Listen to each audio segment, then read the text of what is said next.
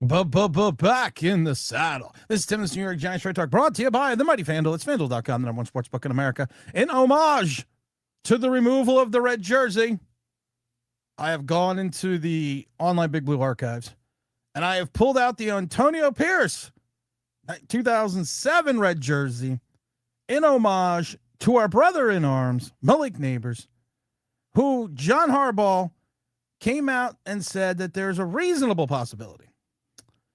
We got to talk about this for a second. We're going to talk about this right off the top of the show, but I got to say hello to Mike Lee. I see WK Spy Spashers in his house as well. We're going to move the camera a little bit. I want to see who else is sitting in the chat waiting. We got Mr. Perry in there as well, and like I said, WK. So let's talk about this for a second. Let's give him something to talk about. I don't like this hat. It's sticking in my head, but it's the only blue hat I could find. The only blue hat I can find right now. But John Harbaugh came out and said yesterday, and I love it because,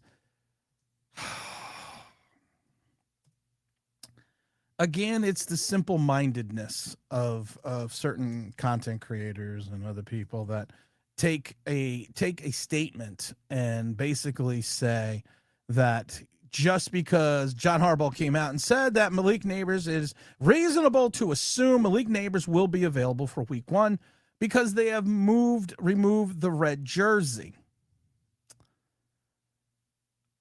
I don't know how to start this without I don't know how to start this. Normally, I'm just gonna throw this out there. Normally a wide receiver, normally a player coming back from injury, normally a guy that is progressing back from a surgery such as Malik Nabers had, doesn't wear a red jersey in practice. Never. This is one of the first times I've ever truly seen this, that a player that is not a quarterback, a skilled position player, wears the red jersey. I have to admit, I tried to rack my brain a little bit, and I know there's a lot of space still in there. I tried to rack my brain, but I could not think of a player, a skill position player, that had the red jersey on for the extended period of time that Malik Nabers has had. And there's nothing wrong with putting him in the jersey because of the fact you had idiots like Tyler Nubin who were accidentally running into your star wide receiver, who potentially your entire passing game could hinge on. But John Harbaugh basically came out and said, hey, listen, it's reasonable to assume that he could play Week One against the Dallas Cowboys. Yes, it is good news. It is good news. But here's the problem. He's not going to play against the Jets, which is their final preseason game. His availability then would have to come in, of course, in Dallas. That would be his first game action, which more than likely you're going to put him on a pitch count. If he plays, you're going to probably put him on a 15 to 20 play pitch count, if even that. Sometimes you may even use him as a decoy. But here's the thing. He's been wearing the non-contact jersey for weeks. He hasn't even been in a full team-oriented, padded 7-on-7 or 11-on-11 drill. He has yet to do any of that. John Harbaugh did come out and say that I should rephrase that. He did take some reps during the 7-on-7 drill. I apologize. He did take some reps on the 7-on-7 drill. And they're saying that John Harbaugh said he's probably moving the best we've seen him look.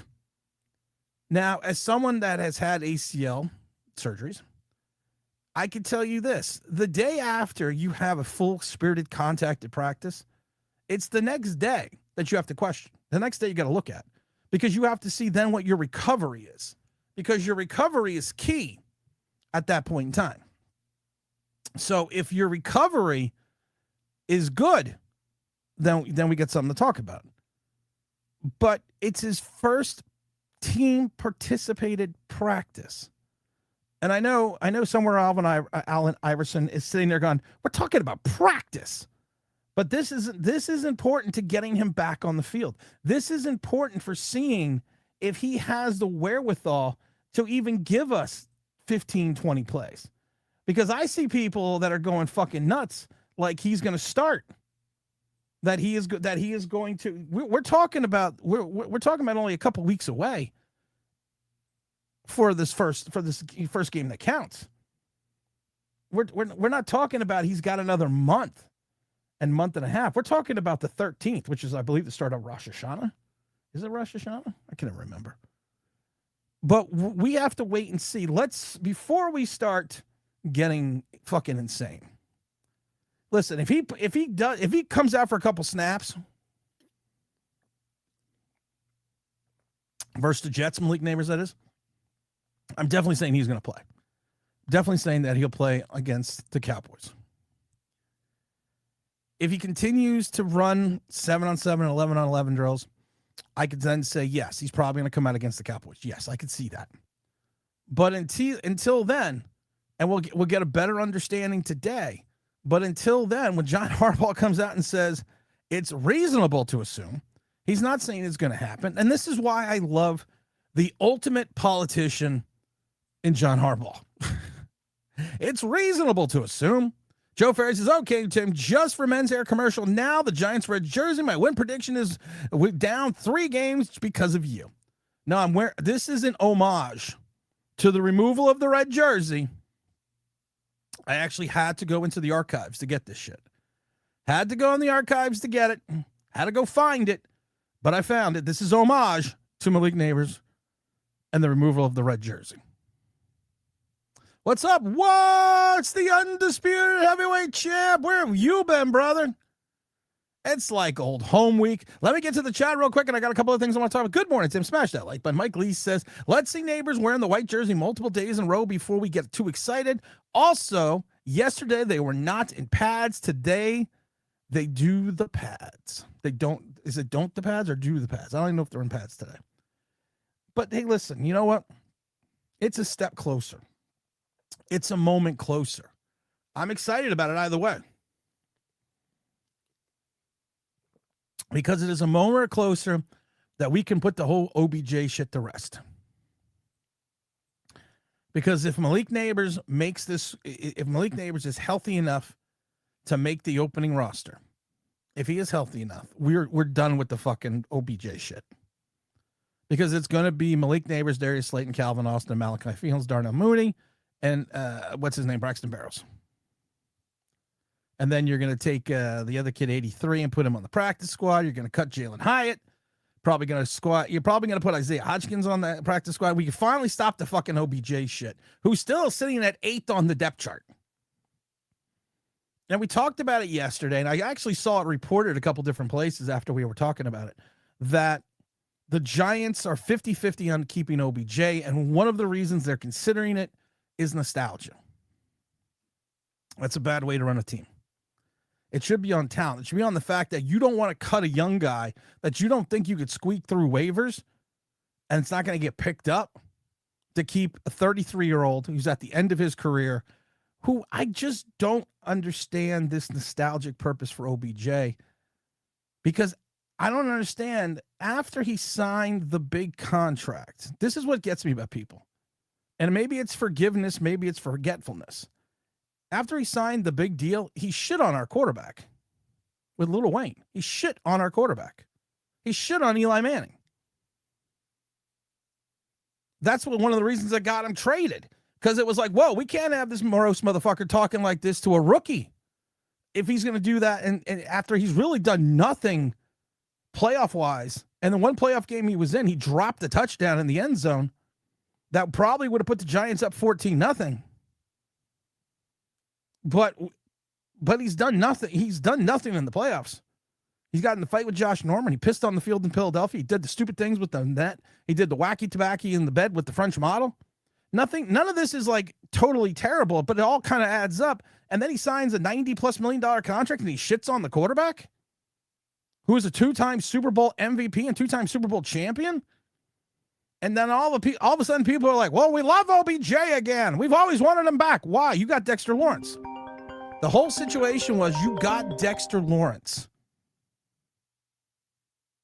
out of that terrible situation. You got Dexter Lawrence.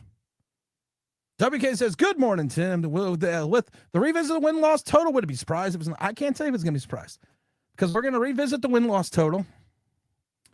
We're going to look at the roster again. We're going to go over a couple things. WKL says, even with Nabers with the white jersey on, I still be careful starting him week one. What's the benefit for starting Malik Nabers week one? It is a 17-game season. First, someone will say to me, it's a divisional opponent in Dallas. It's a home opener in Dallas. It's John Harbaugh's coming out party to regular season coming out party to the entire New York organization and everyone else. I get that. I truly do get that. But last time I checked, this was a 17-game season, and we are not going to win the season or make the playoffs week one.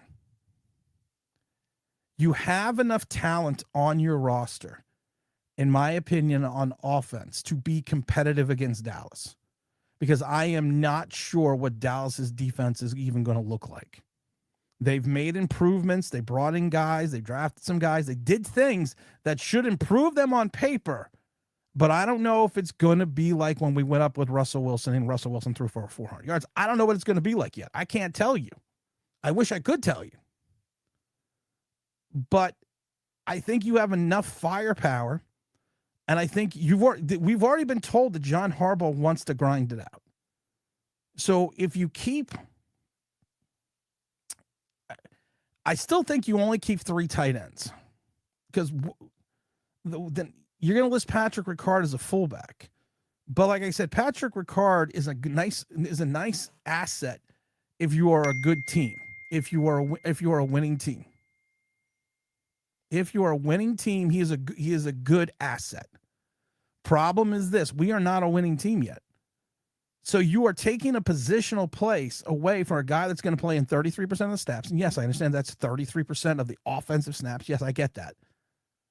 But are you really in the right place that you can bring him in and take away from a different position, such as wide receiver, offensive lineman, tight end? Good morning, Spy Smasher. What's up, brother? Good morning. No guts, no glory. That's what it is. Mr. Perry says, right on time. Good morning. Mike Lee says, the ball and the brakes need to break our way.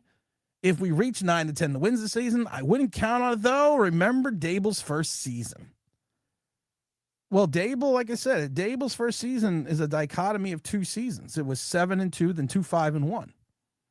And I still remember the field goal fest versus Washington, that last home game. And I have it on video, and I saw it with Joe Shane running down the tunnel when we were in overtime. And we tied that game, and him running back up the tunnel, basically mouthing, I can't believe we lost that fucking game. And I felt like saying to myself, well, Joe, you didn't lose the game, you tied the game. And it's a divisional opponent, so it's really not hurting what you want to do. So that's what I was getting worried about Joe Shane sometimes. If he dies, he dies. Ivan Drago. Mike Lee says, not saying Harbaugh is Dable, but the ball bounced our way early and often, not sustainable. No, it didn't. Like I said, we don't win the first game of the season if the Titans miss that field goal. We had the Jacksonville Jaguars had 2 Daniel Jones interceptions called back on bad calls, and they got stopped on the 1-yard line. So there were a couple of games in the beginning of that year that the ball bounced our way, which happens sometimes, which happens a lot. If Harris is ready, I'd like to see Scat on 70% of the runs, Harris on 20, and Tracy on 10. If Najee Harris is ready, and after seeing him in Tampa, he's got to get some game reps. It's like OBJ. If you could get Najee Harris like 2 or 3 reps in against the Jets, I'd be happy. Give him 2 or 3 carries. Yeah, I'd be fine. I would be fine if it was a 50-50 split between Najee Harris and Tyrone and Scatteraboo getting the other 50. Because I think that I'm more confident, especially early in the season, against some tough opponents, to have Najee Harris. You got a guy that's got 4 consecutive 1,000-yard seasons, whose carries went down from his rookie season to his last season in Pittsburgh, but his production stayed the same, and his yards per carry went up. Joe Ferry says, I hope you sold some of the Black Rifle stock to spawn up yesterday, the false breakout, a.k.a. Ramsey Barton. Joe Ferry, I already told you. I had dumped the Black Rifle stock at $3.59. It was an aberration. What they did, I'm not going to get into what they did, but they're already down to $8.18. And when I had the stock initially, it was 87 cents because I just held on to it. And we all know that I'm pretty much, I just assumed I was a principal owner in Black Rifle Coffee, the amount of stock I owned, besides me and Evan Farmer. So yeah, I sold that at $3.59. Let's see. There's a first time for everything. You're right. Wonder if Tyler Newman lost 30 pounds if he doesn't get smoked by Rich. Listen, Tyler Newman could lose. Tyler Newman is Tyler Newman. Does Tyler Newman have a place in this league? Yes. But Tyler Newman does not have a place in this league as a starting safety. Especially, you're going to keep him at the strong safety. You're not going to put him in the free safety position because that's just fucking stupid because we already got Holland there, and that's even dumber. But Tyler Newman, like we said before, Patrick Graham, do what he did with Logan Ryan and Peppers, quasi linebackers, put him in the box, run it that way. Run a 2-4-5 and have two of your safeties sitting in the box almost as linebackers. And then take a couple of your linebackers and creep them up onto the line. And those guys played 100% of the snaps under that last year, Patrick Graham. So let's do that. That's what he's good at. That's what he's going to be consistent at. Mike Lee says, it's going back to your weight training after it's like going back to weight training and time off. The next 2 days are killer. That's going to see, but that's going to Mike Lee's point. That's going to be how we get a better idea of truly what Malik Nabers' recovery is. Is he going to bounce back? Because if anyone has had a major knee injury, it's the day after your full participation. He hasn't even put on the pads yet. It's with the full participation is going to be key to how your knee is recovering. Is there swelling? Is there soreness? Is there tightness? Is there any, because they literally take your leg, you're hanging off the table, and they take your knee and they go like this. And they check the stability because your ACL basically is the stabilizer for your knee itself, which is also referred to as your anterior cruciate ligament. You have your medial collateral ligament, you have your meniscus, your mid meniscus. We're not getting into all that, but that's what they're going to do, and that's what they're going to test. And I'm curious to see what happens. Now that we have Harrison Newsome to cheer at for Giant fans, MAGA go nuts. Why do we have any wins with the red jerseys? I don't even think we're playing with the red jerseys. I'm just like I said, this is just for solidarity, man. Solidarity. He took the red jersey off. I put it on to get all the bad juju and take it on me. Keyshawn the Bruce, what's up, brother? The only reason we're keeping Odell Beckham, if it wasn't for Nabers being healthy, no, OBJ is going. If Nabers is going to be healthy, OBJ is going to get cut because you need a guy that can play special teams. You need some young guys to put in the back of this roster and to put on the practice squad. And honestly, like I said, are you going to risk exposing certain players to keep a 33-year-old wide receiver who hasn't played in 2 years, who we have tried to force feed the ball at times? We showed the Jameis Winston play, and I love the nuts that are like, well, the safety only came over because the Slayton was only open because the safety only came over because they knew the play was going that way. And I always want to tell people, do you listen to what you say? Yes, the safety came over and broke that way before Slayton even got out of his break. Because Jameis Winston from jump was going to Malik Nabers, and he never looked off the safety. So the safety had initially broke that play in the beginning of the play, which is the reason why if Winston turns his head, he sees a wide open Slayton, but the play was going there. I loved it because I was talking to James before the show started, and he's right. This was like Varsity Blues when we're just going to tweener. It was like, that's all it was. We're going to feed tweener. That's all we're going to do.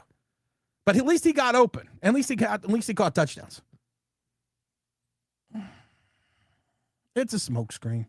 I agree. Read the sign. Hit the like button. Hit it. I want to rock right now. I'm a bass and I came to get down. I'm not internationally known, but I'm known throughout the microphone because I get stupid. I mean outrageous. Stay away from me if it contagious because I'm a man now. No, not a loser. Being MC, what I choose. The ladies love me. Girls adore me. Everyone be like, sorry. What's up, Big Frank? Haven't seen you in a while, Tim. Tim, I have the red jersey. Shockey. Number in the closet. I found it on eBay. Great condition. I have a Shockey one too, actually, for the 80. That's pretty funny. But I am taking the bad juju away from Malik Nabers. I am standing with the test of time, putting on this jersey, saying, you took it off him. I am going to wear the weight of the jersey. Weight of the red. I am wearing the weight of the red jersey in support of Malik. I am sitting there with all the bad juju out there, and I'm saying, screw it. Come and get me. What's up, Brandon? What's up, my brother? What's up, Tim? Hope you are well. I think we need to carry 4 back, 6 wide receivers. No room for OBJ. Here's the question, Brandon. If you carry 4 backs and 6 wide receivers, that's 10 of you. That's 10 of your 53. Are you carrying one less? Are you carrying a less? Are you carrying one less tight end? Are you cutting Patrick Ricard? Are you keeping one less offensive lineman? Because most teams carry 3 running backs and 5 wide receivers. Some carry 6. You know, if you're doing that, you know you're going to then you're only going to carry 2 quarterbacks, which we're going to carry only 2 quarterbacks anyways. But what 2 positional groups are you going to subtract from to carry 10 skilled players first game of the season, when more than likely you should be covering and carrying an extra defensive back against Dallas? I'm just curious. I'm not trying to be rude and mean. I'm just asking the question. Today is supposed to be padded practice. All right, we're gonna have to wait and see what happens. It's not a smoke screen, James. Smoke screens at the joint practice. Hey-oh. We all just love that. I know we love that. Tim, I don't want them to rush Nabers back. That's the only reason they shouldn't have cut him. If OBJ gets hurt, it's not a big deal. If Nabers gets hurt in the first 2 weeks, it's horrible. But you have players, I think, outside of OBJ that are better, that do more things. If OBJ is your 5th or 6th wide receiver, is he going to return kicks? Is he going to play special teams? Is he going to be the gunner on the kickoff? Is he going to block on field goals? What is OBJ going to do besides be the 5th and 6th wide receiver? That's what we need to figure. That's what you guys need to figure out. Okay, I'm game. I got the beer, Joe. Oh, OBJ definitely dumped. He dumped on Eli Manning. That's my thing. That's what I don't get.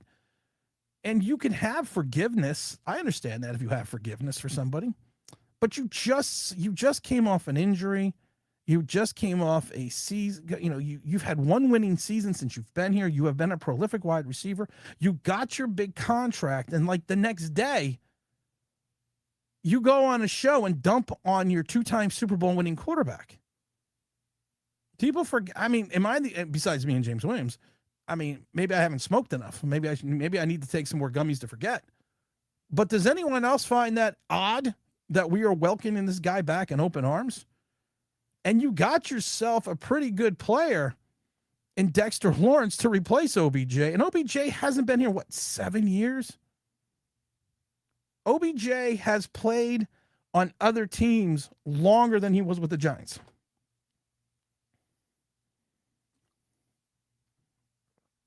Make sure you're doing this. Sorry. What does Big Dog Max say? I would prefer not to keep OBJ if there are better options than who was around longer than this season. Fuck nostalgia. Big Dog Max, 1966 Steve, you got it right. You're 100% right. You are going to risk exposing younger talent to keep a 33-year-old for nostalgia. I don't know. I don't see that. OBJ, another one of those whose careers declined after leaving Eli Manning. You're right. OBJ has succumbed to the Eli Manning curse. We've said this before. Name a wide receiver or a tight end that was more prolific than he was when he left Eli Manning. There is the Eli Manning curse. There is no wide receiver that I can think of who got demonstratively better. Shockey had one or two good seasons with the Saints and the one season in Carolina, but he wasn't the same player that he was. Fucking Steve Smith dropped off the planet. Ruben Randall, after he left Eli Manning, was parking cars. I'm just assuming. OBJ had 1,000-yard season after he left Eli Manning, and it was barely 1,000 yards. So to Mike Lee's point, what player has gotten better? And then you go out and get your big deal and you bash the quarterback.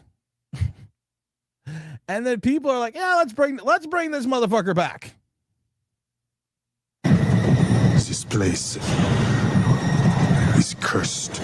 It's the curse of Eli Manning. Keyshawn says, I do agree with Tim about OBJ. Well, I appreciate that. Mr. Samuels, where have you been, brother? Being the Dolphins made me happy because I think most important thing is we have to beat the bad teams convincingly first, and so far we have done that. Well, we've only beaten one bad team so far. We got beat by the Vikings. Let's beat the Jets. And I take no stock or solace in the fact that if we beat them or don't beat them, the Jets, that is, on Saturday. It doesn't matter to me. Don't fucking matter. Because it's going to be what it's going to be. Because, again, once the clock hits 0 and the season starts, anything that was done in the preseason doesn't count. So I really don't care. But to your point, we were a better team than the Dolphins, and we showed it in the joint practice, except against the run. And no one can tell me any different because I was sitting right there. But we did what we were supposed to do. We beat up on a lesser opponent, even though the lesser opponent didn't play anyone either. But our backups beat up their backups. I'm still concerned about Darius Alexander. I keep going back and watching this one play, and then someone goes to me, well, he slept because he needed to change his cleats. Literally, the offensive lineman got, they always tell you don't want to get under someone's pads, but literally the offensive lineman got on top of Darius Alexander's pads and just pushed him face first into the turf. On the 12 or 13 run plays that's gone at Darius Slayton, he has yet to have a tackle. I mean, Darius Alexander, sorry. Darius Alexander. He's yet to have a tackle. That should be a concern for your starting potential defensive tackle, that he's not stout against the run. And like I said, I love Big Dash. I love Carl Banks. I love other people, but I just don't see what they're seeing in regards to his ability, Darius Alexander, to stop the run. He wasn't that way in Toledo. So I don't know all of a sudden how he is still 300 pounds and he's still going to be this player that he's not. You're trying to take a square peg and shove it in a round hole. It's not going to work. What Darius Alexander does well is he gains penetration. That's what she said. And he rushes the quarterback. And he's going to open up spaces and he's open up gaps, hopefully for your other exterior or interior defenders, such as Kayvon Thibodeau, Brian Burns, and Abdul Carter. That's what he does well. But he doesn't play the run well. I just don't get where people look at him and say, he's going to play the run well. He was the 12th defensive tackle taken last year and a defensive tackle late in draft. He was the 12th defensive tackle taken. And your own general manager came out and said the reason why we drafted him is to run alongside Dexter Lawrence so he can gain penetration because he is a better pass rusher than he is a run defender. Your own general manager said this. Cowboys can't cover the wide receivers without Nabers. No reason for it. Like I said this before, Dallas, in my mind, is probably improved. But even without Nabers, even without OBJ, I still say the Giants beat them. I still say we've already heard John Harbaugh is going to run the shit out of the ball. And we've already called it on the mighty FanDuel, FanDuel.com, #1 Sportsbook America. We called the Giants #1 week lock. We have this game listed 27-17. I have been calling this game 27-17 now for how long? Forever. And I'm going to continue to say that. 27-17. Book it. Book it, Dano. Murder one. I just wish there was more dysfunction in Dallas. Joe Ferry says, Russell's 400 yards. It's like dying person on the animal who ever had one last rally in their body. Mike Lee plus Tim guaranteed 27-17. It's 27-17 without Nabers. If I was to go to the mighty FanDuel, it's FanDuel.com, they're one sports book in America, and I was going to go look this up, we're still 2.5 point. I'm going to double check to make sure the Giants are still 2.5 point home dogs. Let me see here. Are we still 2.5 point home dogs? Because I know Dallas has improved. They're returning all 11 offensive starters. We're still 2.5 point home dogs. I'm taking the points. Take the fucking Giants and the points on the mighty FanDuel because it just makes sense to me. Refer a friend and also get a bonus bet on FanDuel. It's FanDuel.com right now. And get up to $350 back in bonus bets guaranteed when you bet $5 a day for 7 days. I'm going to say that again. Get $350 in bonus bets guaranteed when you bet 5 days every day for 7 days. Place your first wager now. Sign up for FanDuel right now. Verify your account. Make that deposit of at least $5 and go do the rest. But I'm still, like I said, I'm still shocked the Giants are 2.5 point dogs. I would have it even. I would have it a push. I would say that I guess you really couldn't, but I would in my mind, or I would put the Giants down at 1.5 point favorites. Because look at Dallas's season last year. And I know last year doesn't count in this year's standings, but let's just look at these things and look at these facts. And let's see real quick where the Giants have dropped now in reference to the Giants are still plus 7,000. The Washington Commanders are plus 6,500 over the Giants to not only make the Super Bowl, win the Super Bowl. I think that's crazy because I can't see the Commanders lose. Laramie Tunstall, they do all these other things. Jaden Daniels' arm looked like it was ripped off and sewn back on. I think they have a lot of focus and a lot of this is weird. The Dolphins, and I should have placed this bet yesterday. The Dolphins were plus 100,000 to make the Super Bowl and win it. Now they're plus 60,000 above the Arizona Cardinals, who are plus 75,000, and the Cleveland Browns are plus 22,500. Deshaun Watson's another one. Your name's starter. Know what you need to do? I need to shit all over the team now at my press conference. Oh, but that's FanDuel. It's mighty FanDuel. It's FanDuel.com, number one sports book in America. Keyshawn the Bruce says nostalgia is the new word for aura. Oh, I fucking hate that word. Joe Ferry says, I'm willing to bet on the Cowboys win against Tim, but I absolutely will not accept the Black Rifle stock as a payoff. I wouldn't accept it now. It's going to go back down to like 5. By the end of the week, the Black Rifle stock's going to be like 5. Mike Lee says, with a healthy Harris, you would keep Singletary and cut Ricard. No, with a healthy Harris, I'm still cutting Singletary. Singletary redid his deal. We would only owe Singletary $1 million. If Najee Harris is healthy and there's a team that needs the running back, do what you did with Danny Holla. Trade him for a 6 or 7 round pick. He's only got $1 million something. He redid his deal. He did not restructure his deal, Devin Singletary. He redid it completely. So his hit's like a $1.5 million. Find a team that needs a running back and ship him out. Beat Dallas, beat Tennessee. Everything else is gravy. Yeah, the Rams thing, that's going to be interesting. Joe Ferry says, no one ever talks about Daniel Jones' revenge game. What's the revenge? Let's see. Any chance, Tim, you can go through the schedule and do a win-loss? Yes, I'm going to go through the schedule and do a win-loss. Come on, WK, man. I got to it's like, it's not wham, bam, thank you, ma'am. That's what she said. Got to schmooze a little. I got to do my thing. Unless you have to leave early, because then I'm going to have to do it. Option Trader, what's up, my brother? John Harbaugh brings a resume of success in Super Bowl ring players development. Dable brought a resume of loss and fringes. Josh Allen made him. Cannot compare the two head coaches. No, you really can't. And I've said this before. Brian Dable got fired by his mentor. That's pretty fucked up. Outside of his college career, what quarterback outside of Josh Allen has Brian Dable truly developed? And like I said, I think I could have potentially developed Josh Allen. They'd be like, Josh Allen, throw a touchdown. See, I told him to do that. That's all I'm saying. Joe Ferry says, yeah, but fucking with Newman at safety, you are basically building around a guy who sucks. No, I'm not saying you build around Newman as a starting safety. Because Logan Ryan, his last year here, had 0 speed. Logan Ryan ran the 40 and the clock actually went backwards But the good thing about Logan Ryan was he understood where he needed to be positionally. He got that. Logan Ryan played to, and same with Peppers, they played with the ability to know where they were on the field because they had football smarts. I'm not saying that I'm not saying that Tyler Nubin does or does not have football smarts, but if you're taking away his ability to make mistakes deep, because how many times have we gotten frustrated with Tyler Nubin? Well, everyone first thought he was fantastic, same with Drew Phillips, and then all of a sudden everyone started coming back down to this area because we looked at it, and as a former safety, I'm like, this guy's got no fucking ideas about angles.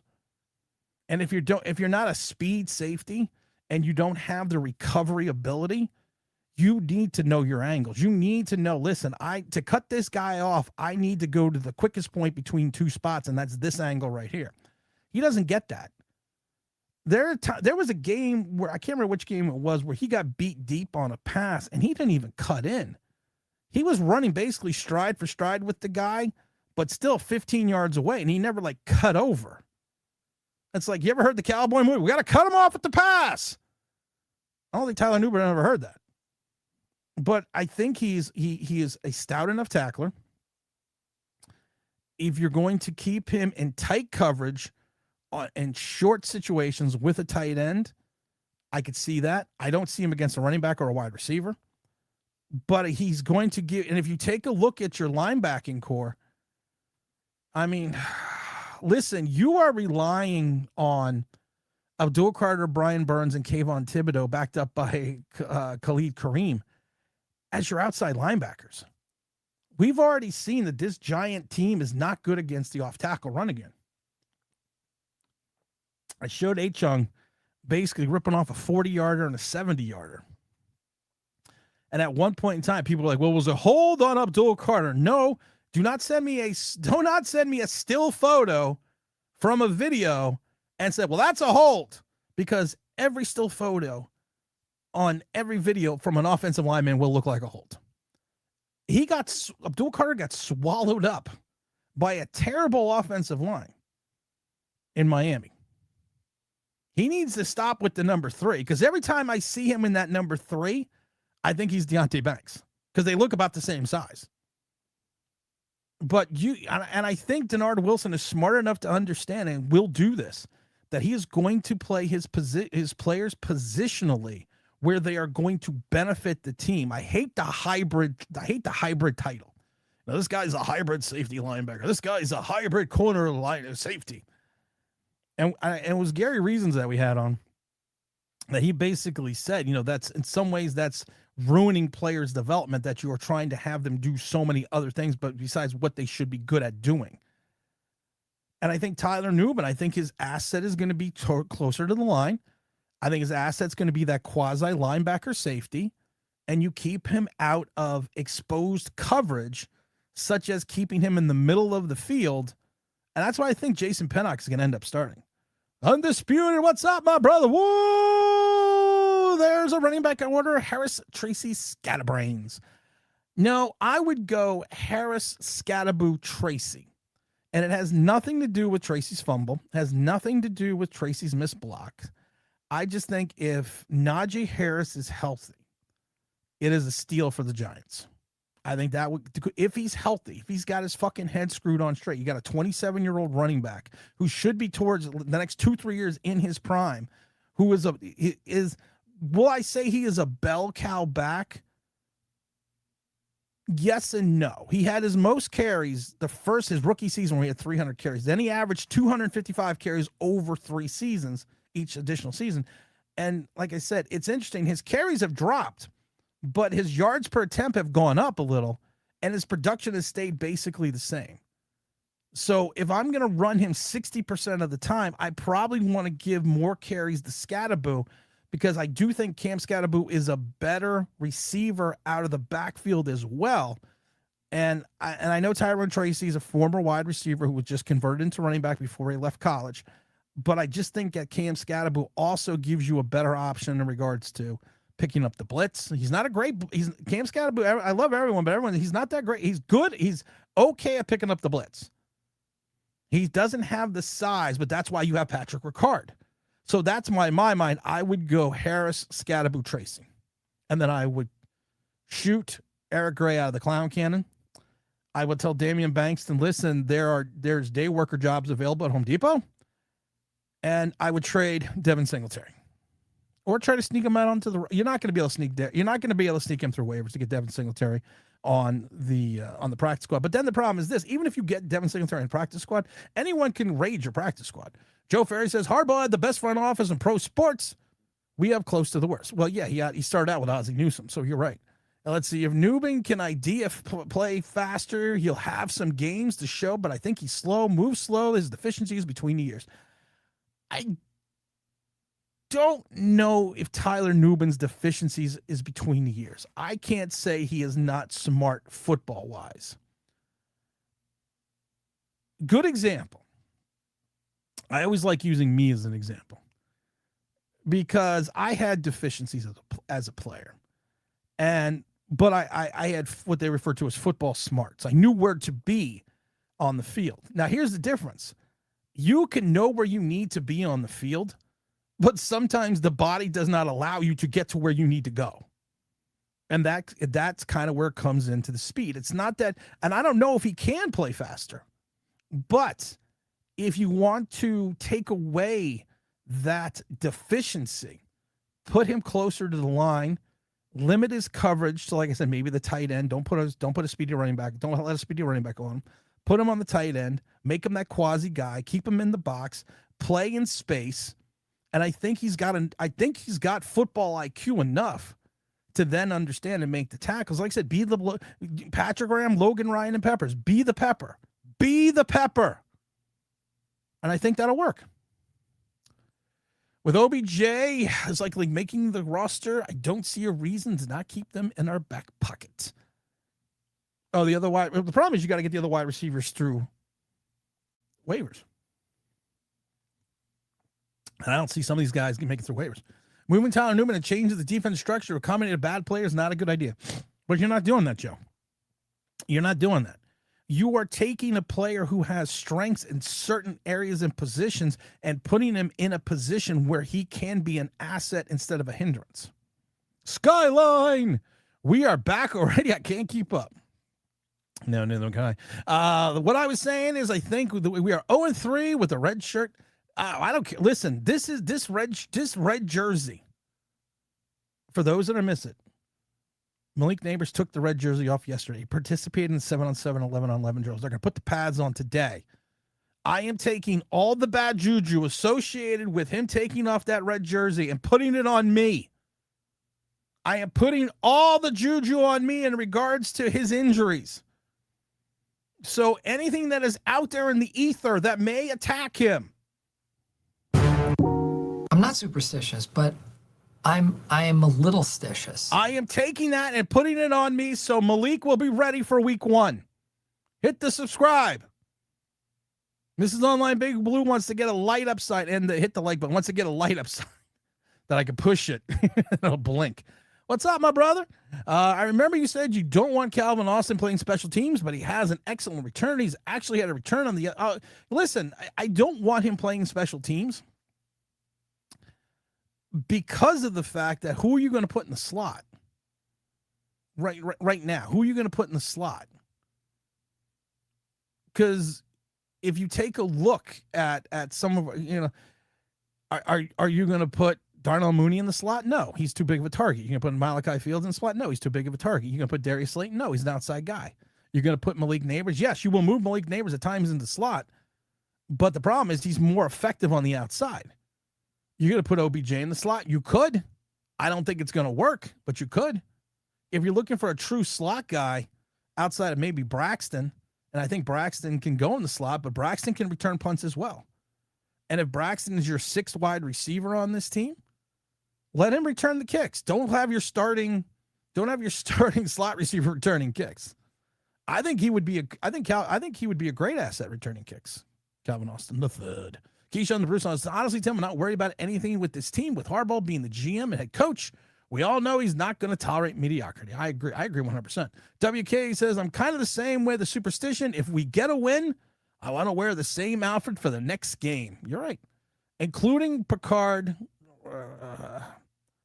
and 4 backs. So here's the thing: if you're keeping Patrick Ricard, what the Giants are, and you keep 4 backs and 6 wide receivers, so you are going to have, out of your 53 men, you're going to have 11 skilled position players, not including the tight ends.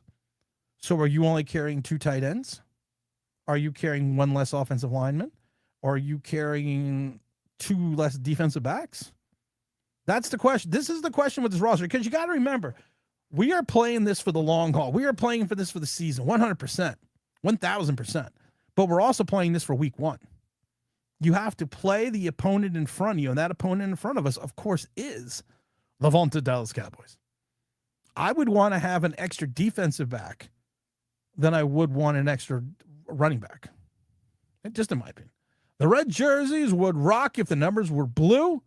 That's not a bad idea, but nothing beats the Eli white and red jersey. I have one of those as well. What does Mr. Genesis says? NFL needs to expand the roster to 55, especially since there is a 17-game season. I'm telling you guys this now. I have spoken to people that are in and around the NFL league offices. Within 2 years, there will be 18 games. They're going to have to rework the CBA, which is up in the 2030 something. But in 2 years, they are going to have it where they're going to have 1 less preseason game. So there will be 2 preseason games, and they will go from the 1983 USFL 18-game season. And I would not be shocked, to your point, Mr. Genesis, that they would expand the roster to 55 men. The revenue from what I saw on certain things, the revenue is the revenue for those additional games outside of preseason would be astronomical for the league, not in regards to concession sales and merchandise, but in regards to the TV, in regards to television. I'm just telling you, this is what I'm hearing. And this is what I'm hearing, and this is what I'm hearing from people that I trust. And this is what I'm hearing from people that, and the thing is also this: the TV contract runs through 2033. So we're going to probably look at a renegotiation of some of this contract, because Walt Disney pays $2.7 billion annually for Monday Night Football. Fox pays $2.2 billion for the NFC Sunday afternoon regionals. Paramount's $2.2 billion. Comcast is $2 billion. Prime pays $1 billion. So, and the thing is this, and this is why I am telling you why this is going to happen with early renegotiation on this contract, and it's going to be within the next 2 years. There is a league opt-out clause following 2029. And the league right now has already engaged in early talks about restructuring and increasing the right fees. And this has nothing to do even with the Sunday ticket.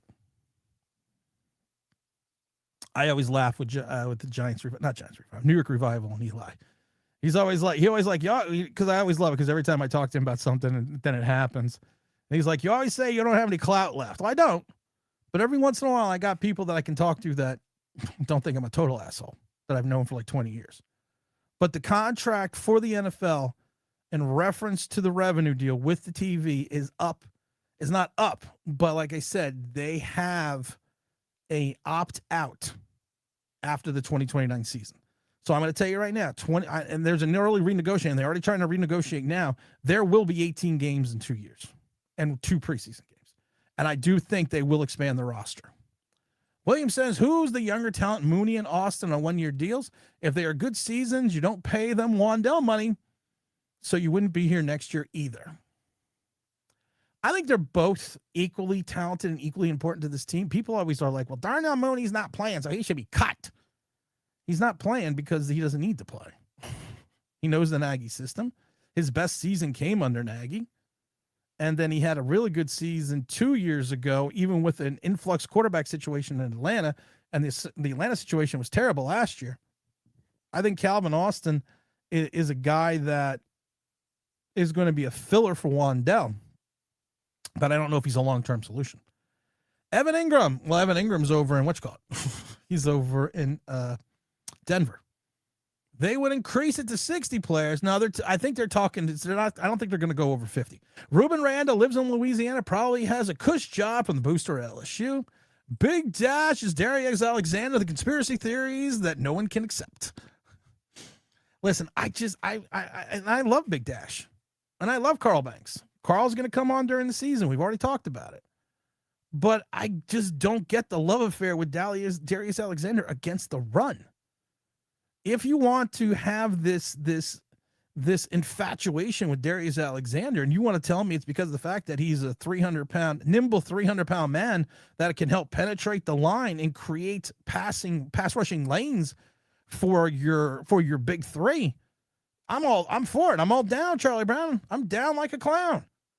But if you're telling me that he is going to be good against the run. Gentlemen, what brings me to my next point. Don't smoke crack. If it was me, I would take Chauncey Golston, put him over Shelby Harris. I put DJ Reader in the middle, and I would split time between Darius Slayton and Bobby Jameson Travis. Because I think that makes more sense. And Chauncey Golston, to me, has earned the opportunity. Watching him through training camp, watching him through what Chauncey Golston dominated in that Miami practice. He dominated. And I remember there was this woman behind me that said, "Who is 57?" And I was like, "Well, that's Chauncey Golston." She goes, "Well, where the fuck did he come from?" And I was laughing because I was like, "Well, he's got to get his opportunity this year, blah blah blah blah blah." But he dominated the practice. And I don't think he gets enough love for that. And honestly, like I said, I would start Chauncey Golston, and I would also, move slots around a little bit. I would play a little bit with the position, because Chauncey Golston only played 10 games last year, only started 1. He had 1 sack, 20 tackles, but I would move him in that position. He's a guy that really has shown, especially at a defensive end position, former linebacker with Dallas the first 2 seasons. To me, Chauncey Golston is a guy that can play the run enough on the defensive end position where he's not going to be a liability. He's going to be a help. Bigger roster is going to thin the money out so that no one needs to be. No, see, this is the thing. This is what they're not going to. I believe they would only go 2 men over. I think to the point they would probably go to 55 and expand the practice squad. But I'm already hearing it. Like I said, and they have an out after 2029 on the contract and the TV deal. So they'll give him 18 games, take away the 2.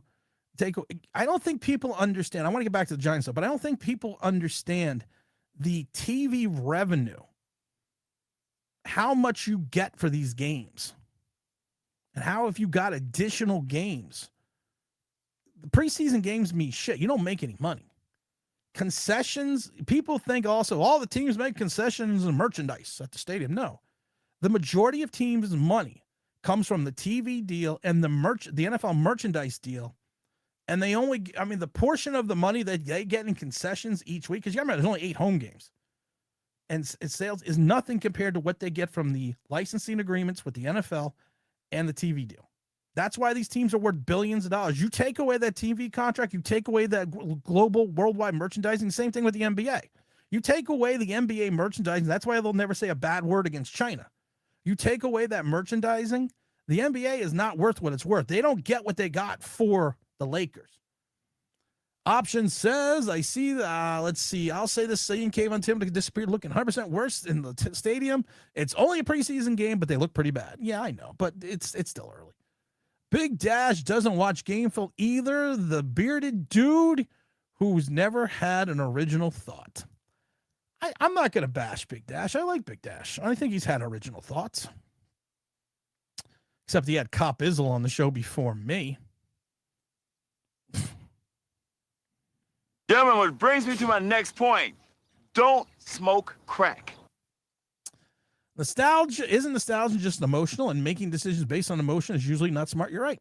Keyshawn says, Tim, what is Dallas' biggest strength against the Giants? The Cowboys' biggest strength is going to be their passing game versus the Giants' defensive backs. Unless the Dallas's offensive line sputters and does not control the Giants' rush, I am vastly concerned about their skilled position players against the Giants secondary. That would be my thought process. Yeah, Josh Allen got better when Dable left. He won an MVP. I keep telling this people.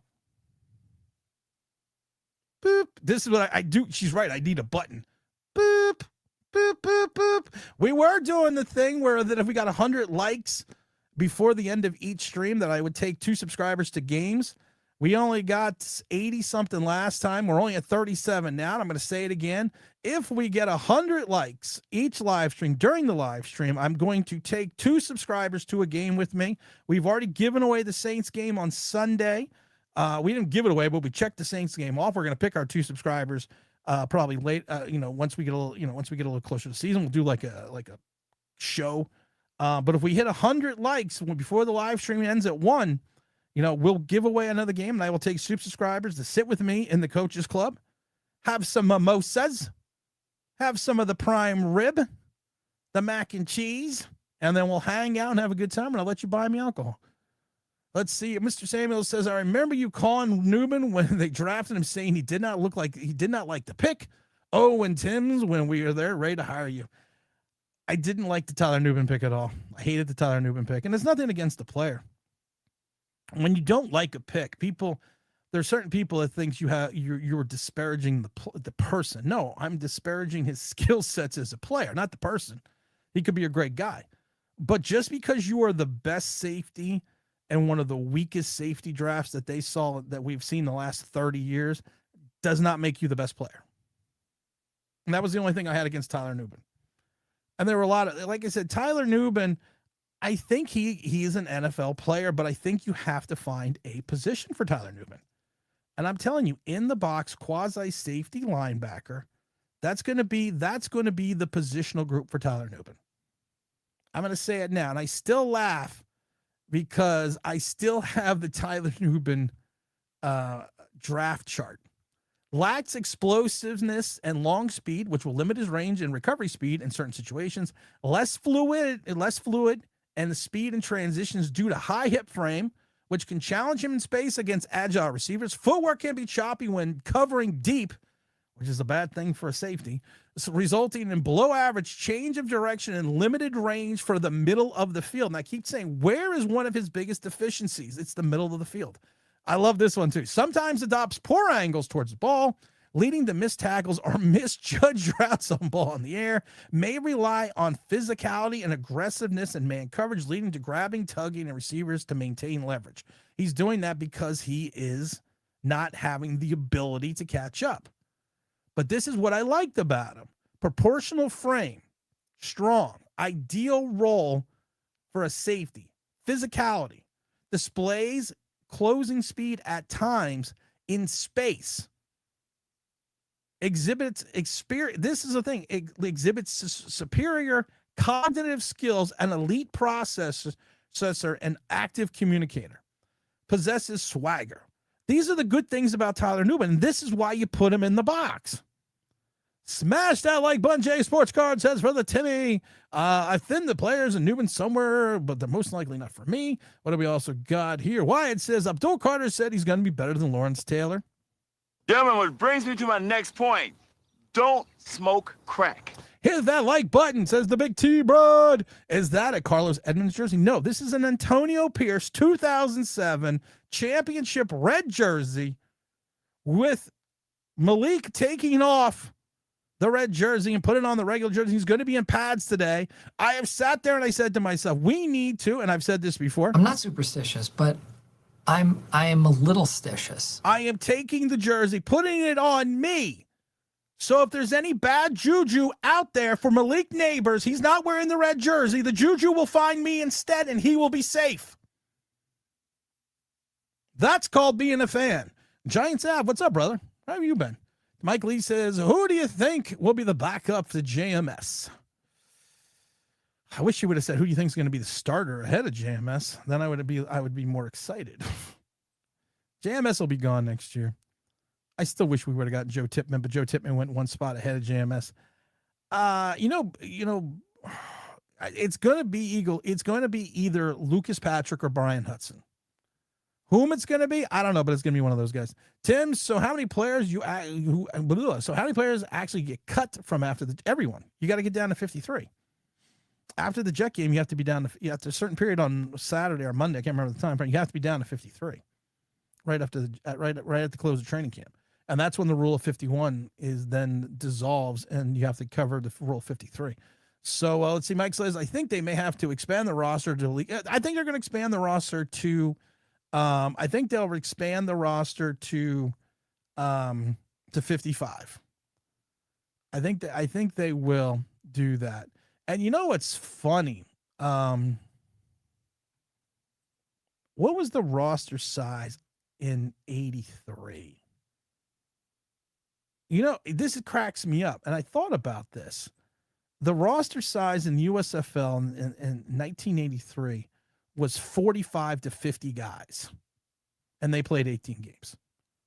Probably means 2 more bye weeks. You're probably right. You're probably going to go deeper into February. Big Greg says, what's up, Tim? Hello, everyone. Joe Ferry says, so Papa and Banks have a show with Bleav, and Carl comes on the show, and Papa won't even look at you or mention your name? There's something you're not telling us, Timmy.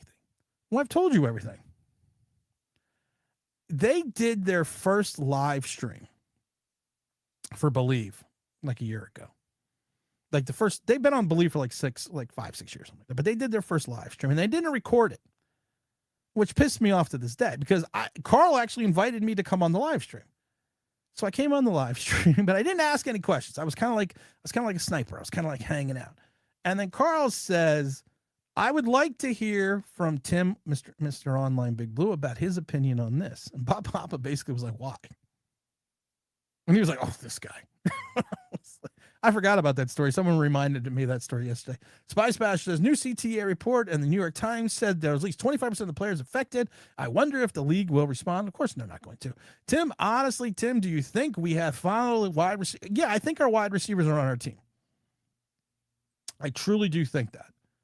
I truly think if I look at this, it's going to be Nabers, Darius Slayton, Calvin Austin, Malachi Fields, Darnell Mooney, and Braxton Burrows. That would be my 6. And I would like to carry 4 tight ends, but I'm not because I got Patrick Ricard. So if I look at the tight end position, it's going to be Isaiah Likely, Theo Johnson, Christopher Manners. You know what? I was thinking about the Calvin Austin thing for a second. You could put, I mean, Isaiah Likely played over 270 snaps in the box last year, in the slot, I should say, for Baltimore. So you could have Calvin Austin return some kicks now and then, because you are going to move Isaiah Likely around. Let's see here. Jeff Ray says the NFL will respond right at the same time. They're about to get sued. Todd Taylor, what's up, Big Todd? NFL will make more than Major League Baseball and NBA combined due to the network deals. That's it. It's the network deals. You're right. Slider says, sorry I'm late, Tim. Well, you know what? I'm going to forgive you for this one. Cobb Zizzle thinks Slayton is all world. Cop Izzle also thinks 2 + 2 = 5. So we're all good. So it makes sense. Big Dash is the man. It's tough to be in the space and universally liked. Credit him for doing the work that he does. So you're not saying I'm universally liked? What kind of fucking shit is that, Joe? I'm universally liked. My mom, my wife, my kids. I'm universally liked in this house. They are willing to sell a Wolf tickets for Wyatt right now. Joe, we got it. Todd Taylor says only 63 people here. 100 likes seems unlikely. Just saying. That's all right. We got 100 and something watching over on the other place. Oh my God. And like I said, this is done for a lot. Everything that we do here actually just goes up on the podcast too. So that's we got double coverage here, but that's all right. We like I said, we don't want to hit the 100 likes every show, because then you know how much money I'm going to spend. Joe Ferry's pointed it out yesterday. You know how much money I'm going to fucking spend if I do 100 likes? If I take 2 people to the coaches club every time. Never underestimate the burner accounts. Joe Ferry, you crack me up. Spice Basher says, too much time is spent bashing other content creators. Seriously, why does anyone care what YouTubers think? I don't know. I don't care. I don't care what anyone thinks of me. Do 2 subscribers get their pick of free beer? No. When you come to the game with me and we go into the coaches club, you do not get a pick. We drink rum and Coke. Okay, we are in the coaches club. We need to be civilized. I loved it. I took my wife to the Vikings preseason game in the coaches club, and I love. There's a bartender I love, and I always joke because I always tell him my start of my season does not start until I see you, and I love it because as soon as he sees me walking around the corner, and this I'm talking preseason, he's always in the same spot. He's been in the same spot for 20 years. And I love it there because as soon as he sees me, you see him get the Coke, you see him with the rum, and you see this. And so my wife wanted to they had these wine drinks that were like slushies. And they only did it for certain people, but they had these huge ass glasses. It's like this big, it's like a bong with a big base on the bottom. My wife got that one, and she's walking around drinking this shit, and she sees everyone in these little cups. She goes, "Well, why do I get this cup?" I said, because he's hooking you up. And then we come back and she's like, "Oh, no. She's like, I'll have one more." And then once again, we get this big old bong cup, and I was just cracking up because she was like, "I don't see anyone else with these." I was like, "That's because we got clout, baby." Wyatt says, "Need free beer when watching the Giants game." Tim says, "It fuels Tim's inferiority complex." I have no inferiority complex. I'm the greatest fucking thing since sliced bread.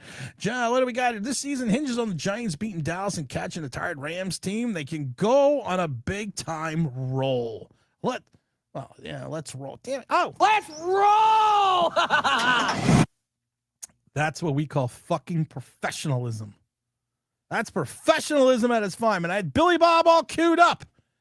Actually, that was totally by accident. But I'm going to take all the full credit in the world. Make sure you're hitting the like button, because if you don't hit the like button, nothing's going to happen. But if you don't hit the like button, Mrs. Online Big Blue is going to be upset, and then I'm going to have to hear about it. And I really don't want to get her upset. So make sure you hit the like button. We got 45 likes. And don't forget, you hit 100 for each stream. Two people go to the coaches club. Tyler Newman needs to step it up, or else everyone failed Joe Shane's pick. You're right.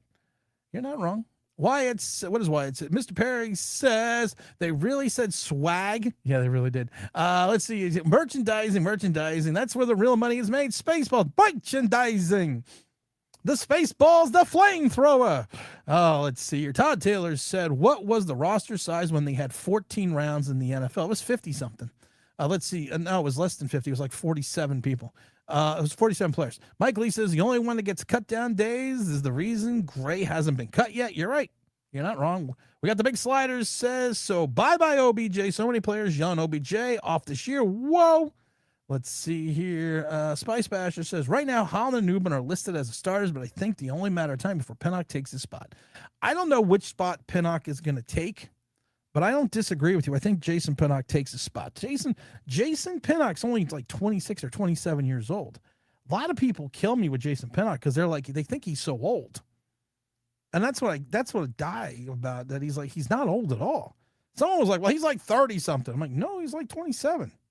He just seems like that because he came in with the Giants and then he left us. So I'm going to leave it at that. Cop Izzle once said Darius Slayton's heart and soul of the Giants office. That's a good one. J Sports Card says, hope Isaiah Hodgkin is picked up by someone. If Isaiah went back to Pittsburgh, I wouldn't be shocked. But if he somehow ended up back on the Giants practice squad, I wouldn't be shocked by that either. So I think, like I said, I think Isaiah is a good player. I think he's a good moment player, which means he will have his moments, but then it's going to be the consistency that is going to be the biggest problem for him. I mean, this is a guy that's best year wasn't this. And this is what kills me about Isaiah. He's another one of these guys that you think has been in this league forever. I mean, he's another one of these guys who's only 22 years old. I mean, 27 years old. But he's played since 2021. His best season was in the 2022 season when we had 37 receptions. And then his next best season was in 22 when he had 33. And then he's only had 22, 2, and 10. So, I mean, he's only got a total of 70 receptions since 2021. He is a spot guy. He's a guy of moments, but he needs to play special teams more. Same player. If they just were a step faster, this is a great point. If Isaiah Hodgkins and David Sills were both a step faster, and I can't even say that about the dangerous David Sills. The problem with David Sills is he doesn't do anything else. It's the same thing with Isaiah. He doesn't really do anything else. If they figured out how to play special teams, I think we would be all right. Slider says, don't think OBJ is making the team. I don't think we trade anyone. We have young receivers and we have value. OBJ has 2 bad knees. And what is he, 35? I think he's 33. Come on, dude, Tim. What if you can't handle my liquor? Mad drunk. That's all right. Listen, I have so many, this is the thing. And I always tell people like this, don't be, because people are like, well, I'm embarrassed what happened. Never be embarrassed. It is what it is. You know what? That's called fucking life. And I've gone to plenty of games with people where they lost their shit. And I actually remember a Halloween party, and our neighbor, our neighbor got fucking wrecked. I mean, he got wrecked. And we still make fun of him to this day. And this was like 12 years ago. We still make fun of him to this day about it. Because he literally at one point in time, he was sitting in the lawn chair and I had to fireman carry him into the house and upstairs and put him in the bed because he couldn't walk. And then I did this dressed as Julius Caesar. And so imagine that picture. So then roll it back a couple of years later. We're at another thing, and we're at a house, and he lives a couple blocks over. This was like maybe 3 years ago. And I love it, though, because he got wrecked again. So at one point in time, I am carrying him. I'm basically walking with him and carrying him. And it's like it's like 2.5 blocks. So I'm carrying him. And I'm got him. I carried him. And we're moving along. Then all of a sudden, his legs stopped moving.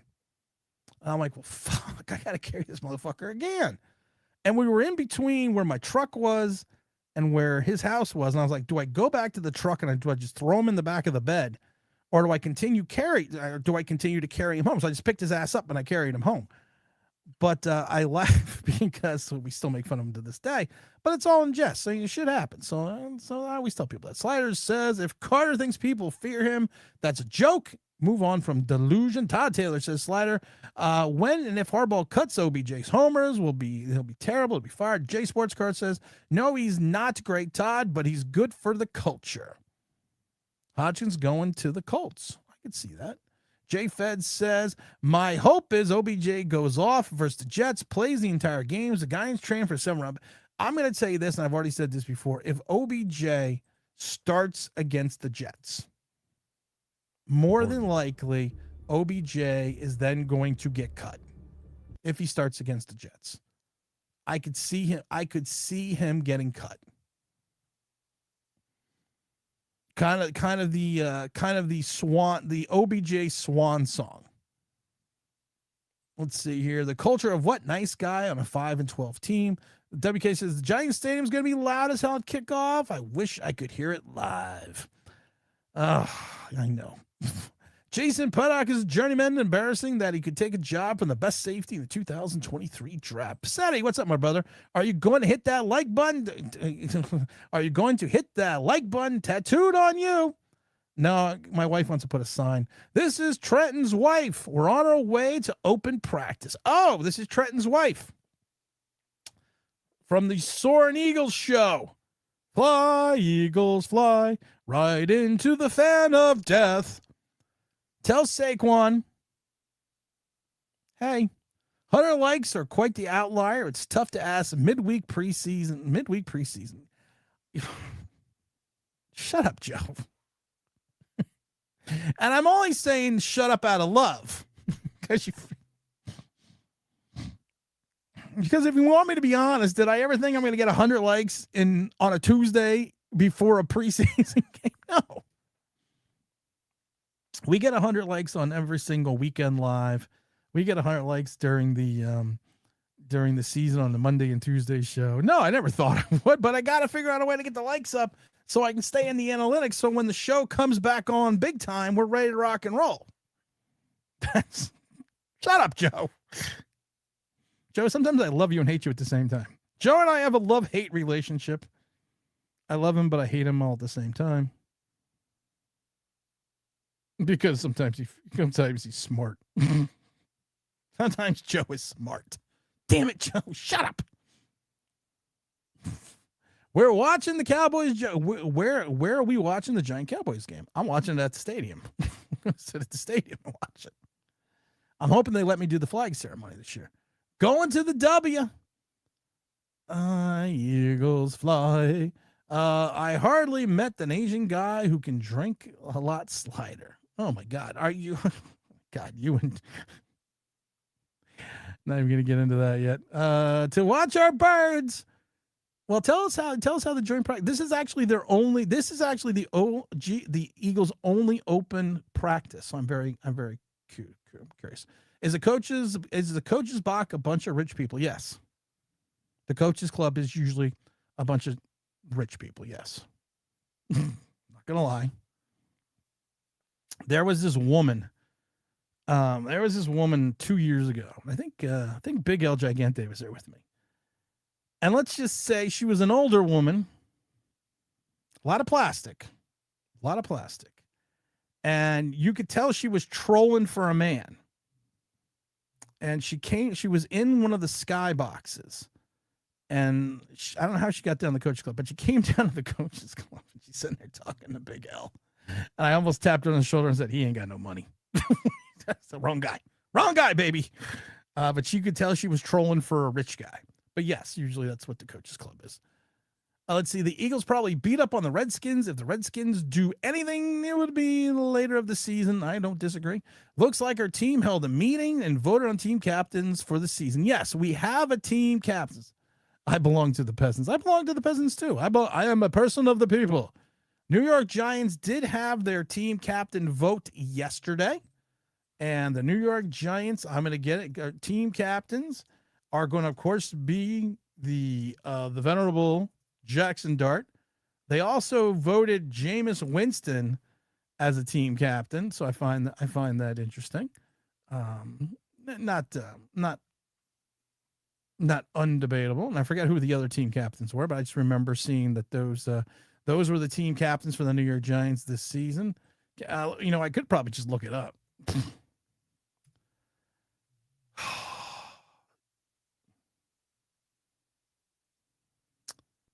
He's not a what's his name? OBJ is not a team captain. Why can't I find the team captains? Is it on the Giant website? Does anyone know who all the team captains are? I only know two of the team caps are. I assume probably Brian Burns. I don't know. Does people really care who the team captains are? I'm just curious because I know some people did whole videos about these are the team captains. Does anyone truly know what the team captains do? I mean, I'm not being facetious. So many people are so enthused and enamored about it, but do you really know what the team captain does? Just throwing that out there. I'm just asking. I'm just asking for a friend. OBJ is not realistic. OBJ is not realistic in all honesty.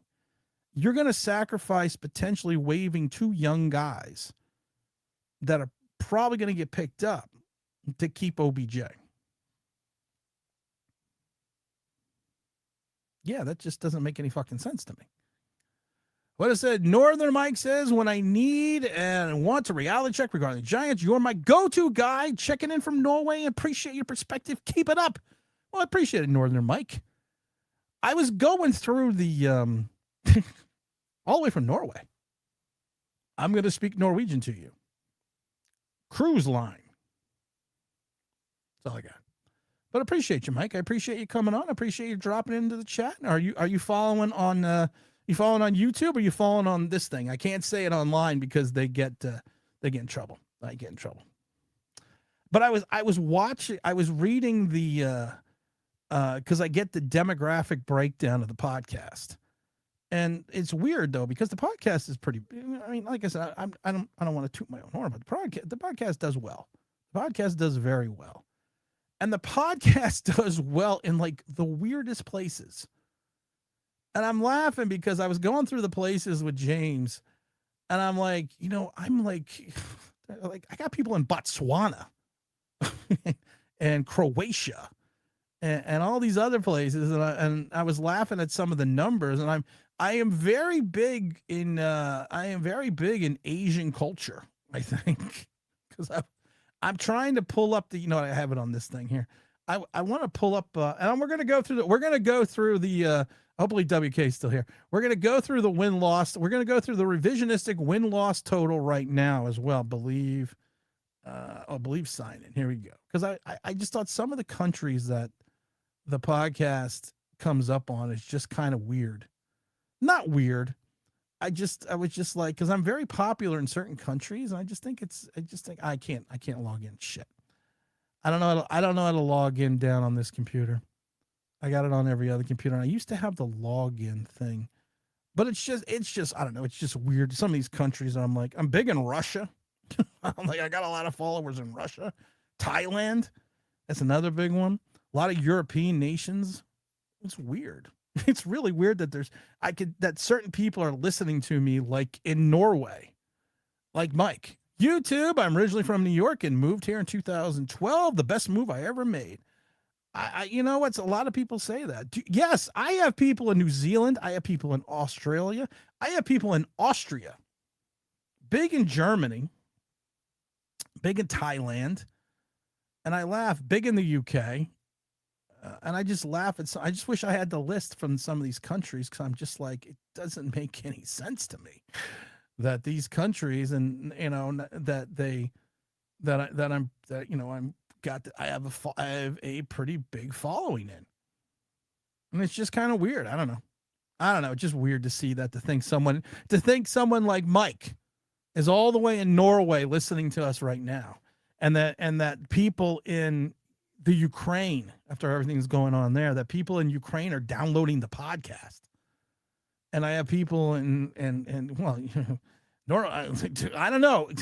I think Tiger Woods might disagree about those Norwegian women after he got beaten up by one with a golf club, but I just find it weird. But let's get back to the New York Giants. What's up, Big Jersey? What's up, G4? What's up, my brother? I haven't seen you in a while. What's up, Tim? If you were tied up, locked in a room, and had a choice to watch between Fireside Giants and Fangirl Cop Izzle, what would be your choice?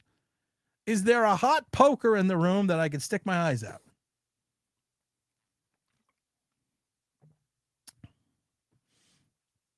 I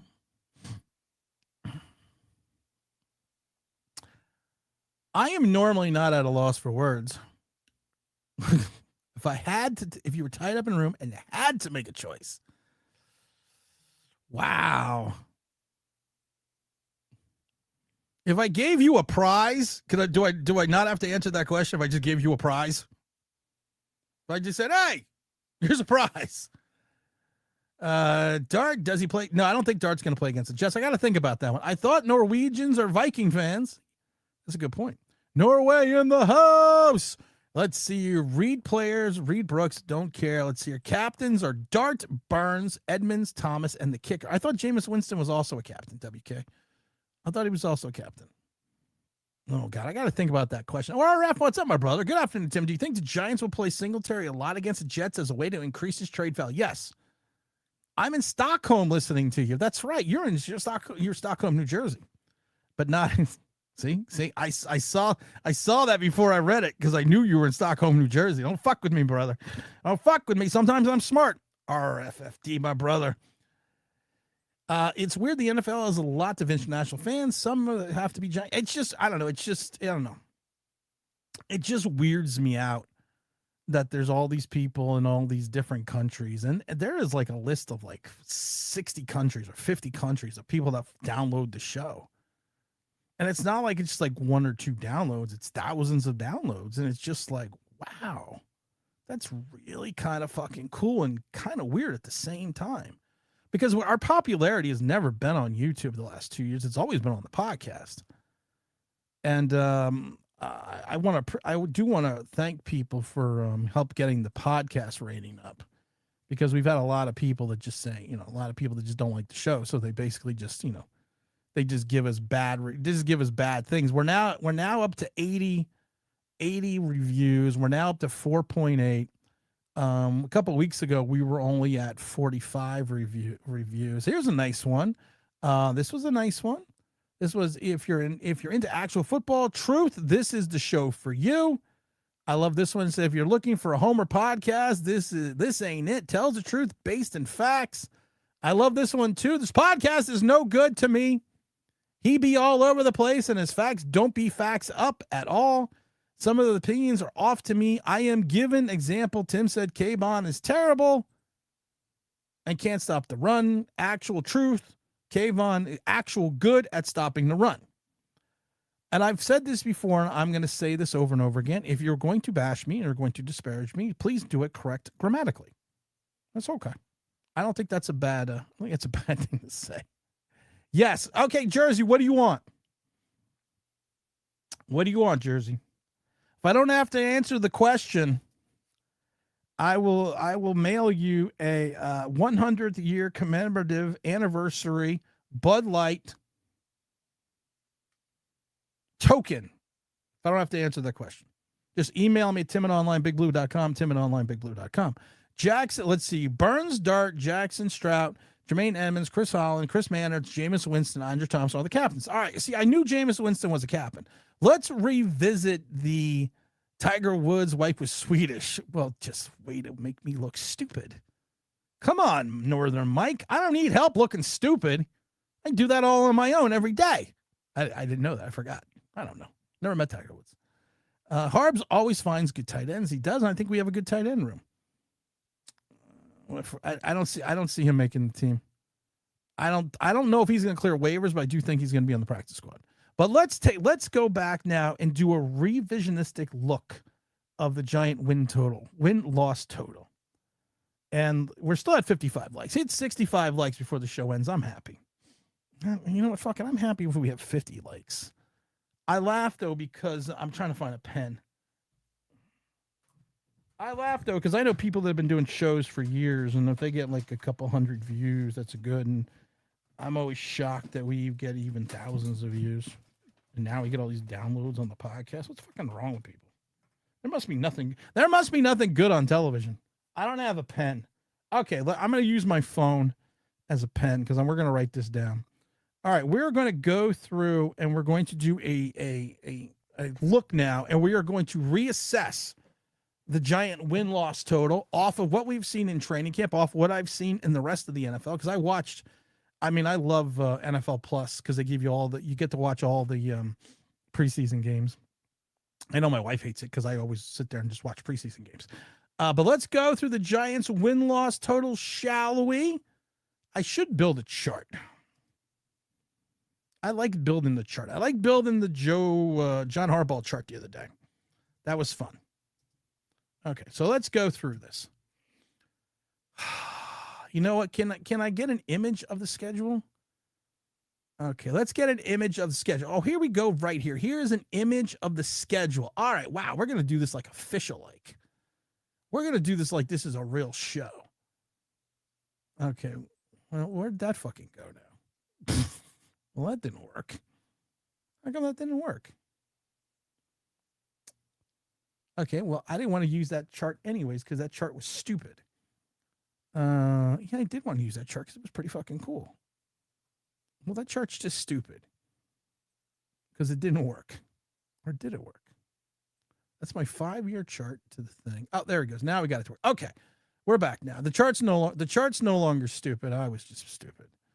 So let's go look at this here. Let's see here. Dallas Cowboys. Sounds like Mooney is still a viable trade piece. It's a lock and sweep. Keep Slayton in the bubble wrap and ship him to the Pats. Did the same thing. Came on Thibodeau. You're always good. You're always going. Be part of the Giants giveaway. Of course, you're gonna be part of the Giants giveaway tickets. You know what? Okay. So if G4, if I don't have to answer your question because it was a great question, you will automatically be enrolled in the Giant ticket giveaway. You're automatically enrolled in the Giant ticket giveaway for the first game of the Saints and any other game that we reach. But let's see. So if I don't have to answer that question, because I really don't want to answer that question, because that question really broke my fucking brain. Because of such. All right, here we go. Well, let's gonna pull up the schedule here. We're gonna go through our schedule here for the New York Giants 2026, and we're going to do a revisionistic look at this point in time. If the Giants offered a third rounder for Mooney, would you take it? Yes, I would take a third rounder for Darnell Mooney. I don't think they're going to because they just traded for a wide receiver like the other day. Scats tweaked something. Hopefully, it won't be serious, but I see it coming. He might. I do see that. Would you trade Slayton to the Patriots for a fourth? No, he's going to go for Christian Gonzalez. Don't you watch Chode Sports? We're going to send him and a second-round pick, and they're going to just give us Christian Gonzalez. Come on, man. If you're keeping Mooney, yes, I would trade him for a fourth. I scratched my head when I heard people, Patricia Traina, Dash, Dog, tennis player here say that Tibbs is going to be great against the run. What fucking game were they watching? Sorry, you're right. Mrs. Wright said, sorry, we're here. Trenton is driving. I said, the Giants will win 10 games this year, and I think they will make the playoffs. That's from an Eagle fan. All right, so let's go through the list right now here. We're going to go through the Venable list. We're going to redo our predictions. I had this team at 7-10. I've said this before. You win the first 2 games of the season. Okay, you win the first 2 games of the season. You only have to be 1 game over 500. That's 6 wins to be an 8-win team going into the last 2 games of the season, which are against Dallas and Philadelphia, to give you a chance against 2 divisional opponents to potentially make the playoffs. But let's go through this list one more time. Listen, we've already called week 1 the lock of the week. This is the lock of the week. Game 1, 27-17. Go and place that bet, but don't forget to bet responsibly. Only bet what you are willing and able to lose. But it's going to be week 1 right here, and you can't see my mouse because I don't know sometimes how the internet works. Right there, week 1, 1-0. 1-0. Now, taking a look at what the Rams have done and what the Rams have been doing and what potentially could be going on with the Rams, I'm sorry, I still got to give us a loss there week 2 on Monday Night Football on September 21st. So I'm still 1-1. I think the 2 games right there at home are going to give you a 3-1 start. I think we should be better coached and demonstrably better than both quarterbacks that we're playing against in Cam Ward and Jacoby Brissett. So if I'm taking a look at this right now, I'm seeing 3-0. Excuse me, I'm not seeing 3. I'm seeing 3 wins and 1 loss. And then we're going to go into Washington and home. Now, this is where it gets interesting. You've already taken your first divisional game. Now, if you are going to try to make any type of proverbial run into the playoffs, it's going to have to be through divisional games because you are not going to capture, more than likely, you are not going to capture the division crown. So you're going to have to fight other opponents outside of the league for that wild card, but you're also going to have to fight people in your division, not only for a wild card, but potentially just another playoff spot. So divisional games are going to be beyond important. At home, Washington, I'm going to give us a loss. We're in Washington. We're in Landover, Maryland, or wherever the fucking play. I'm giving us a loss only because of the fact. Now, if Jaden Daniels is not playing, I'm giving us the win. But if I'm looking at it right now, and you go through NFL Giant history in reference to playing in Washington, outside of the gifted game from Ron Rivera, the Giants have issues at times playing in Washington. You figure you're coming off 2 big home wins in a row, 3 out of 4. I'm not calling it a letdown game, but I am calling it that you have to be realistic in your division. So now you're 1-1 in the division, but you still have 3 wins, and you have your 4th win against the Saints at home. Now, this game was in New Orleans. I do like Kellen Moore as a coach. I'm not sold on Tyler Shuck yet, but I think with the Giants defense and I think their ability to hopefully get after the quarterback, and you can disguise some of their deficiencies. Now, while they do have some skilled players right now, Kamara's still hurt, but you still have skilled players. I do think you take that win right now. So right now you are undefeated at home. You are in the first 6 weeks, you are 4-2. But here's where it gets dicey. You're a 4-2 win team in the first 6 weeks. I think you're going to take a loss in Texas against Houston. So if we look at it right now, we are now 4-3. I think you lose in Philadelphia because it is a Philadelphia home game. So I think you're 4-4. You take the Washington home game.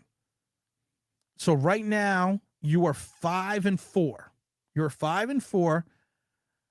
I think the Jacksonville game could go any way, but I think Jacksonville is more talented than the Giants. So I'm just going to give us that loss. So we're going to go 5-5. I think you're going to take the Colt game. I think you're going to go into Indianapolis. If outside of Jonathan Taylor, I'm not a big Indianapolis fan. So I think you got your 6th win right there. I think you lose to the 49ers. I think you lose to the Seahawks. I think you take the Denver game, the Browns game. So you got your 7th win. I don't think we're going to win in Detroit. So you now have 7 wins going into a away game in Dallas and a Philadelphia game. This is where it's going to get dicey. You have 7 wins right now. I think you have 7 wins right now. We do need a winning record of the bye week. You got 7 wins right now. I'm going to give Dallas the win in Dallas. I gave us the win at home against Dallas. I think Dallas gets the revenge game. I'm not going to lie to you guys. I am overly concerned about Dallas this year. I'm not as concerned as Philadelphia than I am as Dallas because there's just no fucking dysfunction right now in Dallas. How is that possible? How does George Pickens basically get tagged and is like, you got all these problems. Then you bring in someone like Von Miller. You bring in a guy that is a consummate professional and champion who can be a mentor. What the fuck? Why would you do that? It makes sense. So I gotta give us that loss. So I'm still sitting at 7 wins going into the home game in Philadelphia.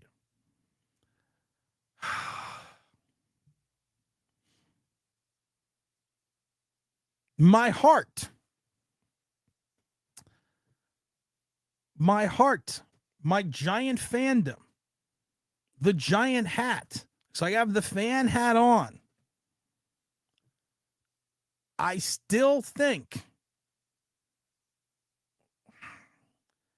if my heart tells me to pick, it's going to be 8 wins. And it's an 8-win season. One better than I had previously thought. If my heart is involved.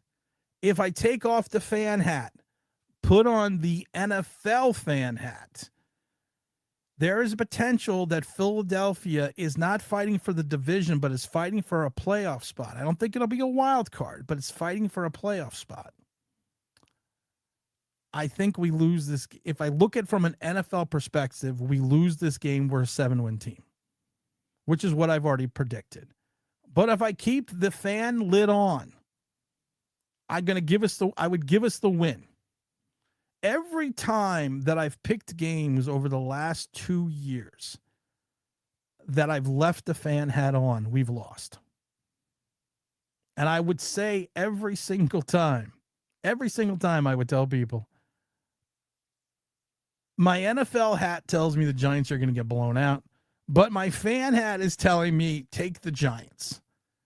And I don't want to go down that direction again, that I'm going to listen to the fan part of my body. But my fan part of my body is telling me, listen,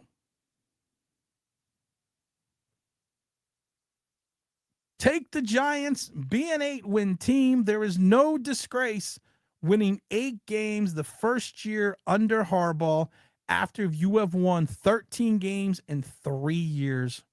There is no in 7 games in the last 2. There is no disgrace. Almost doubling your win total with 7 to 8 wins for this season. I don't know what the fuck you just said, little kid, but you special, man. You reached out and you touched it by the heart. And see, that's the problem. My heart says 10-7, but I have heart disease. That's not funny. That's not funny. But it's funny, but it's not funny. But yes, that's the problem. Wyatt says, I'm guessing between 7 and 9 wins, maybe 10 if we're lucky on the outset. Screw it, Wyatt says. Giants are going undefeated and going to the Super Bowl, and we're going to win. I'm not superstitious, but I am a little stitious. I live in La La Land. Is that anywhere near the movie? Let's see here. If we can stop Dak from throwing across the middle, we have a good chance of beating up on the Cowboys this year.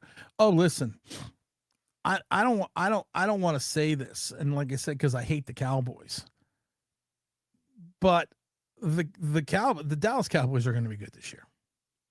I said they were going to come back to the earth last year, and I said the same thing about Philadelphia. But the Cowboys are going to be, if injuries and Dak stays healthy, the Cowboys are going to be good. And I hate to say it, because I like Jonathan Mingo. I've liked him before, but he's right there behind. I like that kid Brown, Camden Brown, and you got Pickens, and you got that I can't think of Ryan. I can't think of what his name is. Ryan something. I can't think of what his name is.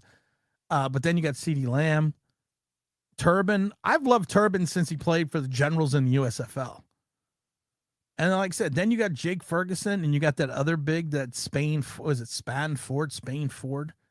And they also have that Schoonmaker, I think his name is, or Shoemaker. It's not Shoemaker, but I think it's Schoonmaker. And it's not Ray Shoesmith. You want to watch a good show? Go watch Mr. In Between. It's an Australian drama. It's actually a really good show. But like I said, you got Williams and you got Blue running backs, and I actually like Malik Davis, but I don't know if Malik Davis is even making the team. Dallas, I don't want to think Dallas is going to be good, but I think Dallas is going to be the division winner this year. Honestly, they've fixed a lot on their defensive line. I like Kenny Clark. I like Williams. I like Gary.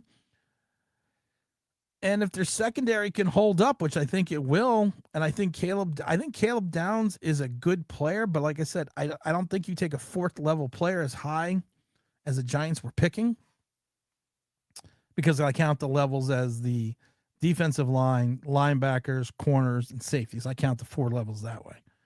But I don't think that, but I do think he's going to be a better player. He has looked a little slow at times, Caleb Downs, during what I've seen. But I hate the fact to admit that I think the Cowboys may be good. And I think the Eagles are still going to be the Eagles. I think even with the loss of A.J. Brown, I'm not sitting here thinking that, bringing in Lemon, but Devontae Smith is still a good player. Devontae Smith is a guy that's had 1,000 yards the last couple of years. I mean, they got a good tight ends. You got Saquon Barkley. You got a defensive line that I think can still push around the Giants' defensive line. We can beat the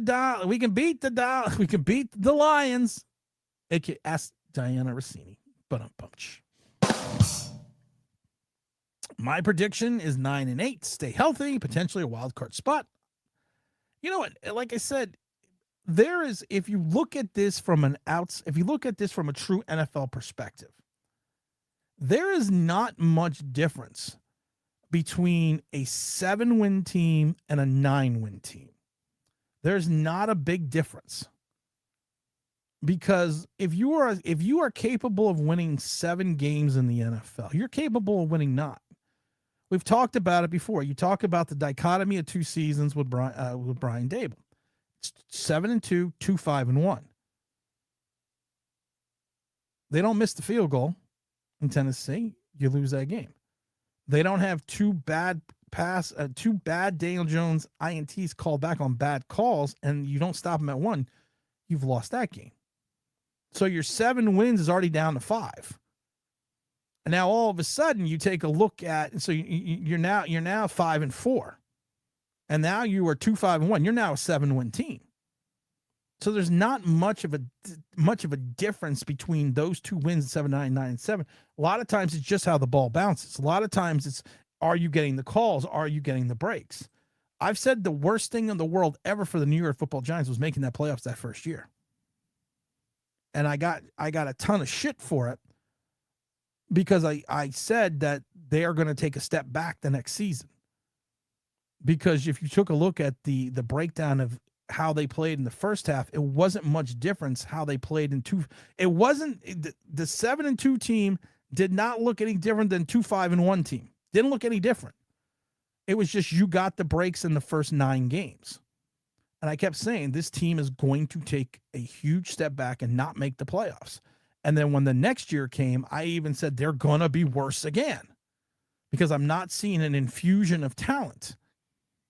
So the Giants, to me, were never a playoff team that year. And there's plenty of teams. There's a couple. You ask Atlanta Falcons, who made the Super Bowl, who probably should never have made the Super Bowl. But there are plenty of twice. Well, no, the Dirty Bird team under Dan Reeves was a pretty good team. But if you take a look, there's not much of a difference between those 2 wins and 2 losses in reference to your talent level. So I think the Giants, if they have the capability to win 7 games, if they get the breaks, yes, they have the capability of winning 9 games.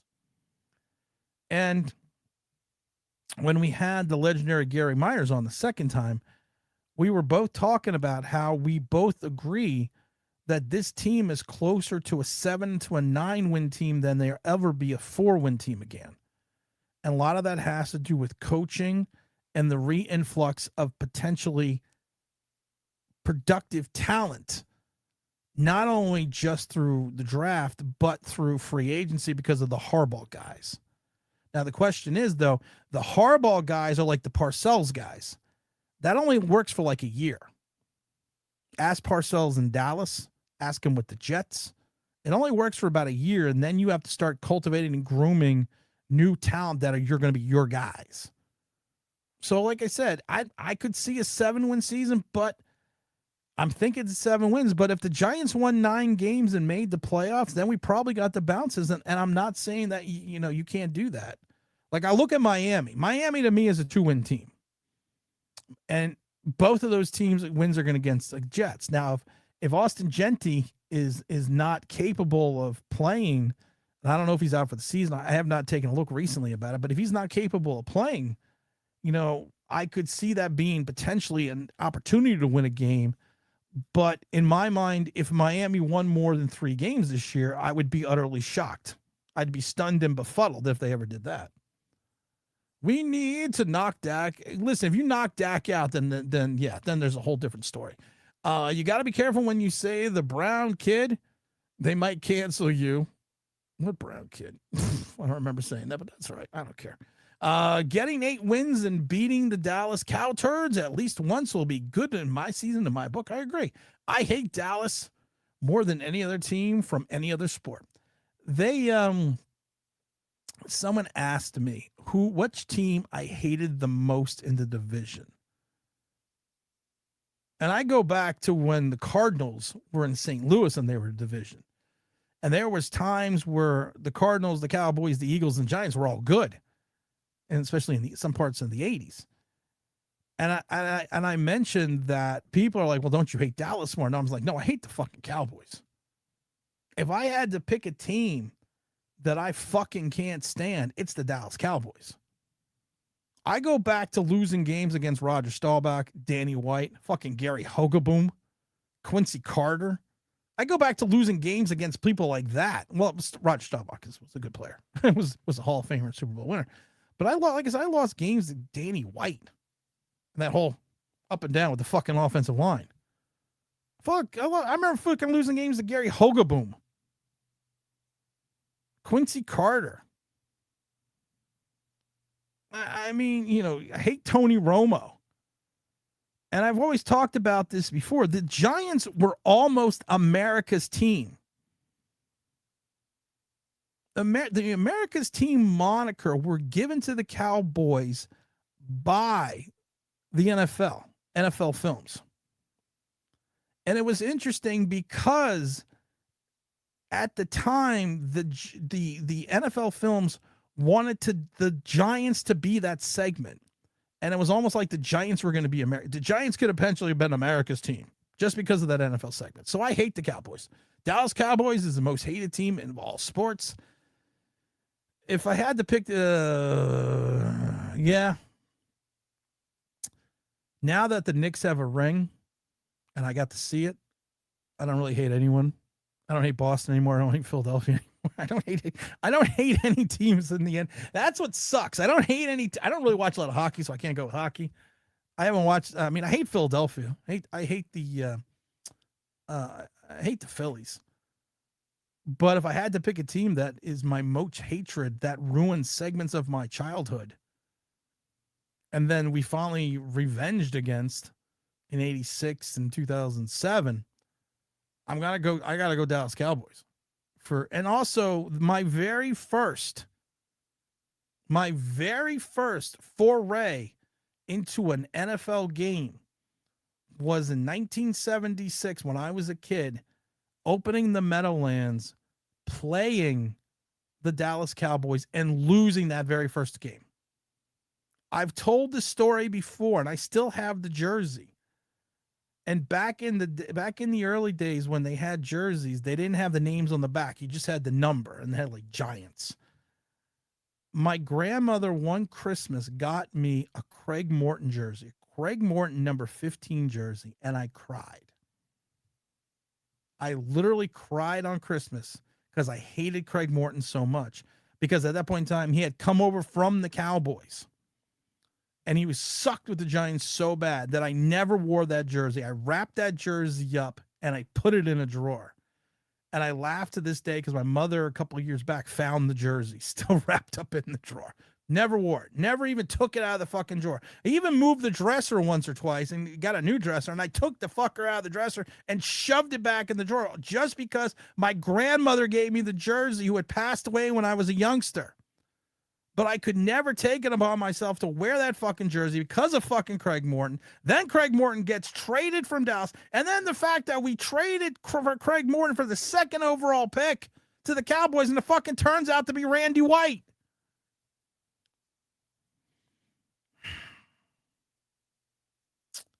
So yes, I freaking hate the Dallas Cowboys. I loathe them. With the Revendivas, Dallas can be good, but catching them in the beginning of the season helps. Catch. That's what I'm saying. We're taking game 1.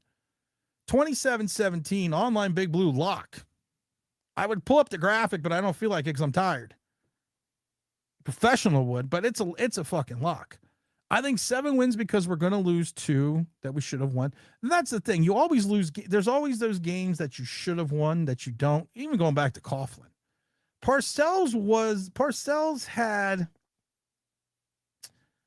moments where he almost lost games. I remember back in 90, almost losing to the Patriots at the end of the season, and Parcells blowing like a fucking gasket. Coughlin was known for this. Coughlin was known for losing games that we should have won. And he did that through his tenure in Jacksonville as well. So there's going to be games that you win, and there's going to be games that we should lose that we're going to win. So you got to look at it both ways. Shoemaker, okay, Shoemaker, Ferguson, Brent Spano. Thank you. I didn't remember. I tried to do this shit off the top of my head. James Stein says, hate the Cowboys. I root for the Steelers in the Super Bowl. That's how much I hate them. Give me a surprise win. There's always at least one. You want a surprise win? All right, let's pull up the chart. Week 14, December 13th, 4:25 p.m., Seattle. That could be a surprise win. Seattle has done good to improve their team outside of losing the likes of Kenneth Walker. But there's always the Super Bowl there's always the case for the Super Bowl letdown. Yes, we have had consecutive Super Bowl winners. Yes, we've had teams that have made the playoffs after the Super Bowl, but more than likely, teams usually miss the playoffs the next season after winning the Super Bowl. And with all the hype and all the circumstance around them right now, that to me could be a game you could steal on the road in Seattle because of the Super Bowl letdown. Every Dallas Cowboy tournament fan in New York I met is a bigger asshole than me, trying to take the Super Bowl title of supreme asshole. I thought that was my job. Let's see. Mingo was rated best coverage against wide receivers this preseason. Dallas. Tim, I love your predictions of 10 wins this season, 10 wins next year, and 12 wins. And that's the Harbaugh season. If you missed it yesterday, I've already given you my prediction of how this season, how the next 5 years of John Harbaugh is going to play out. Let me see if I can find it. Here we go. I want everyone to book it. And I already told everyone to book this last time. This is going to be the John Harbaugh arc. This was very well thought out. This was very well conceived. I went into the brain trust. I went into the think tank. Actually, I thought about this in the stream yesterday and created this slide while we were streaming. So that's a lie. But I was thinking about this, and I was thinking about this again last night. You win 7 games year one. To me, that's 7, 8 games. You make them interchange. That's a success. You still have limited talent at certain positions and question marks at positions, but I do think that this new coaching regime will add an extra 2 wins at least to this season. Because I do believe in Denard Wilson. I do believe in Matt Nagy. I do believe in Ghosts. But I do think you get your 7 wins. And then I think next year, you think about this, it's almost a 20% improvement. So you're going to go from your 7 wins to your 10 wins. You're making the playoffs year 2. You have put together you're starting to cultivate a John Harbaugh roster who only had 2 losing seasons in 18 years. Yes, you could take a look at the last 4 years and say, well, you know what? He didn't have the magic. But last time I checked, there was only 1 team out of 32 every year that won the Super Bowl. And there have been many coaches from the Giants and many brilliant coaches to never make the Super Bowl. And John Harbaugh made the Super Bowl. He made AFC championship games. Sometimes you just also have the luck. You have the unfortunate luck of playing in the era of the New England Patriots. You had wonderful teams in Houston and with the Raiders in Oakland that never got a chance because of the Steeler dynasty. Yes, the Oakland Raiders did take 1 Super Bowl, but you had a great team in Houston. Love you blue, that never sniffed success because of the Steelers. And that's some way you got to look at with the Harbaugh. Harbaugh's biggest issue was at times the fact that he played in an era of Bill Belichick and Tom Brady. But you've built in now your 10 wins. You got a little success. You got a little feeling. You got a little love. That's what she said. You got a little je ne sais quoi now. You now have people hitting the like button.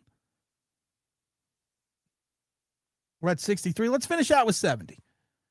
We can finish out with 70. We still have 60 plus working over there. We got another 100 something over there.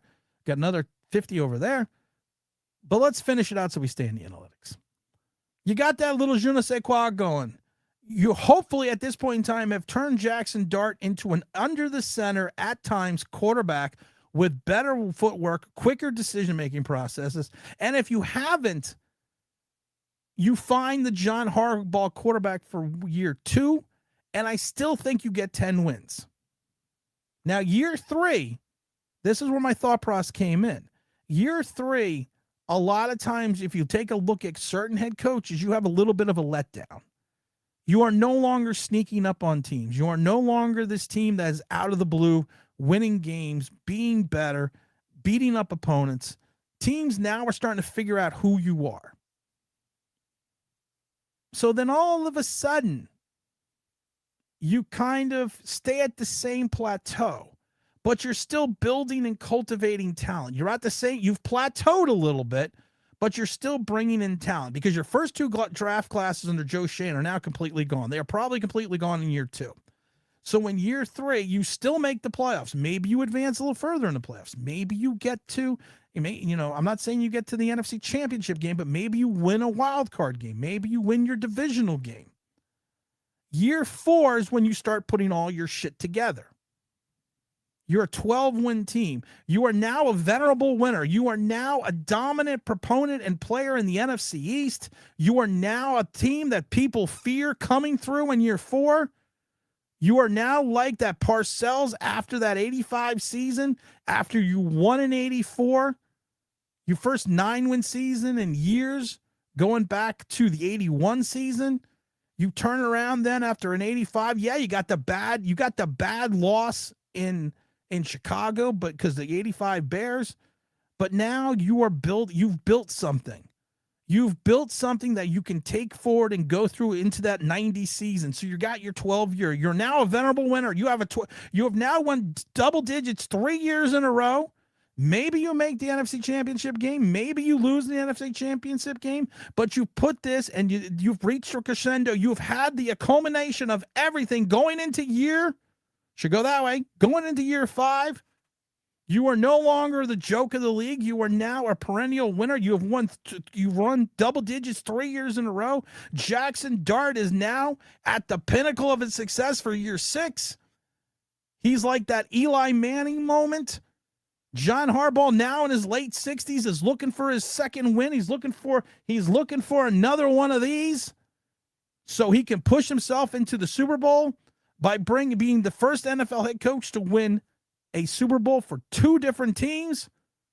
Year 5, Super Bowl win. John Harbaugh does a Shane, except he doesn't die. He rides off to the sunset into the hero. He rides into the offices of the of the New York Football Giants as the president of football operations. He probably has a mentor already in place. Maybe it's Denard Wilson. Maybe it's Pat Nagy. I don't know. But he's now got his mentor to come in and take over for him, kind of like what Belichick wanted to do, but he fucked that up. I don't think Harbaugh will, because I don't think Harbaugh has the same bravado in regards to being the overconfidence in himself. John Harbaugh seems very grounded. You come in, you ride off into the sunset, year 5, it's all over.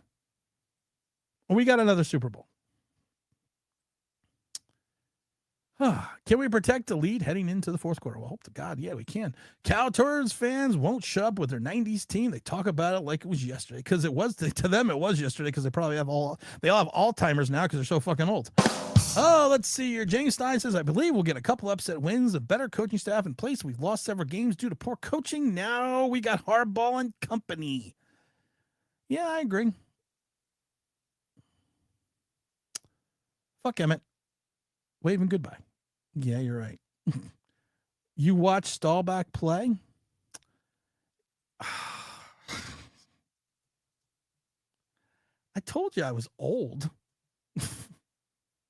Didn't I mention I was old? Did I not mention that to you? Have we not seen that? Yes, I saw Roger the Dodger play. Roger retired in 79 at 37. Yes, I saw him play in 76, 77, and 78, and 79. Yes, I am old. I've mentioned this before. I was a youngster, though. Tony Dorsett, I lived through the 80s. Cowboys, my dad, the fans, and my brother still can't stand the Cowboys. I agree. Mr. Zone, what's up? If there's one hidden reason for a handful of our losses has been special teams, hopefully. And what did John Harbaugh do before he became a head coach? Freaking hate Jordan, but he was my respect. See, I never hated Jordan because of the fact that Jordan was the GOAT. Can't hate the GOAT. Hate the game, not the player. Let's see. Winston, what's up, my brother? Always been a Philadelphia fan for me, even before they won their first Super Bowl. When the Giants were good, Philly always seems to get up in good games to play with us. You're right. Most of the most horrific moments in Giant history come against Philadelphia. Miracle in the Meadowlands 1 and 2. And I was there for the Miracle in the Meadowlands.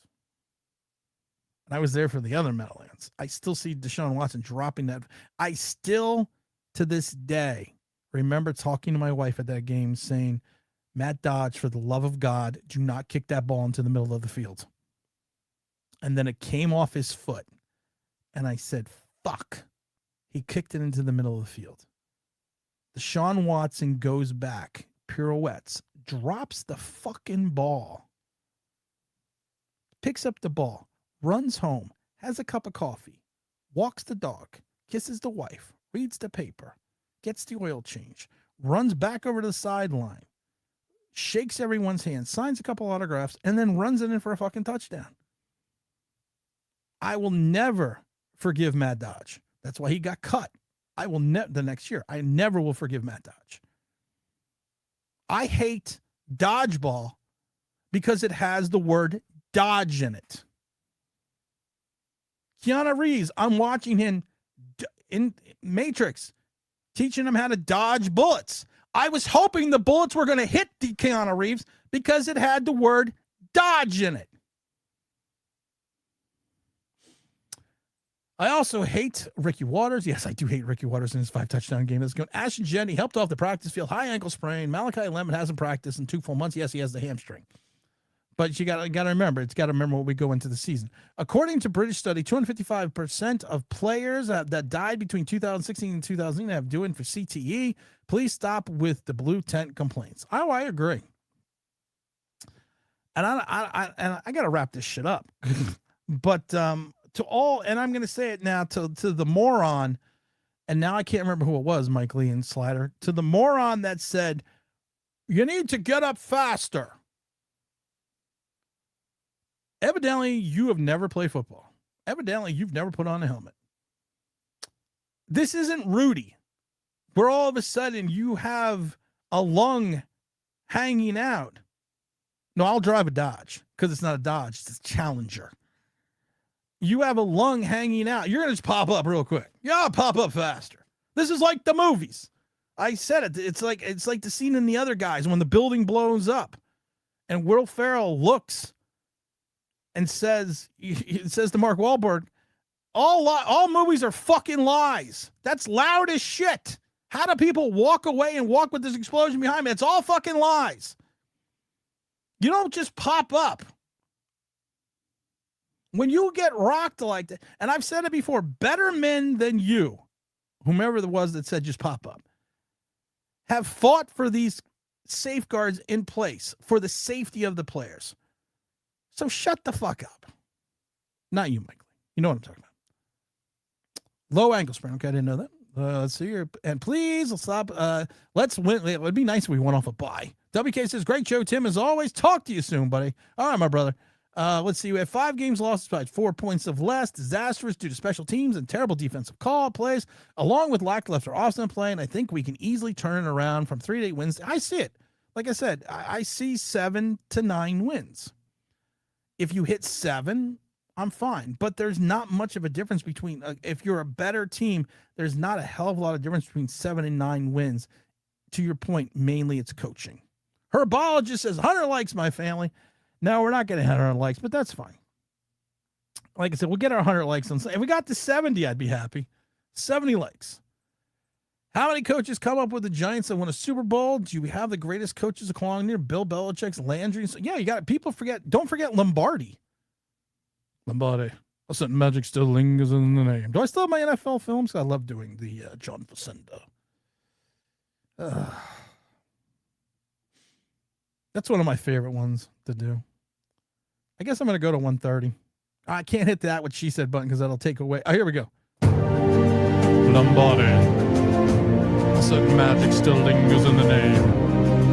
No duels in the ice and the snow. I've always wanted to be John Facenda. Ever since I was a kid, I wanted to be John Facenda. Let's see here. Lombardi was a Giants defense coordinator, just like Belichick. Yeah, Lombardi was. You had a staff that you had Lombardi and Landry. How fucked up is that? And you were winning. You mean protege? Thank you. Yes, I couldn't think of the word. Sorry. They have Alzheimer's. Sorry, I shouldn't laugh. But I actually know people that have Alzheimer's. And I shouldn't laugh either, but are you sure you're Gen X and not a... Yes, I'm 100% sure I'm Gen X. I'm 100% sure I am. I said I saw this as a kid. They didn't say I was an old man. Gen X was from 1965 to 1980. I'm still in my 50s. So, there you go. Yes, I'm still Gen X. Lester, my brother, what's up? What's your thoughts on Joey Porter Rumor Jr.? It's not fucking happening.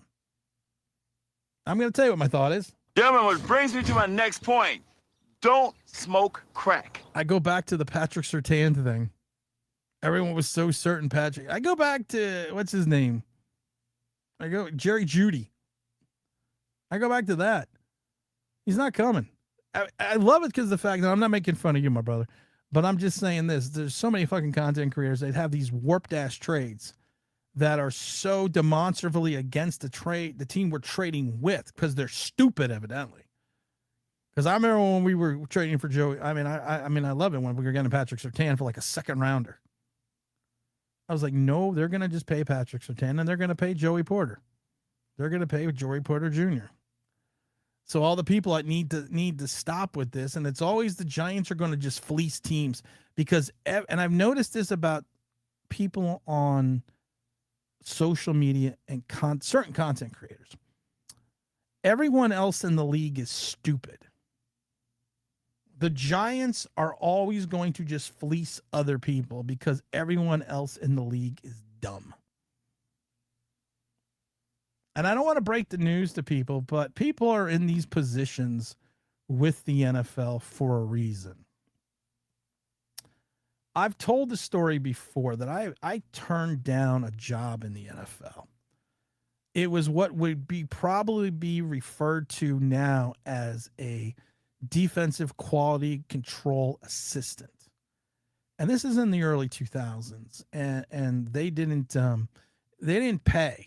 The NFL they didn't pay these entry-level positions any money. They paid you money, but they didn't pay anything.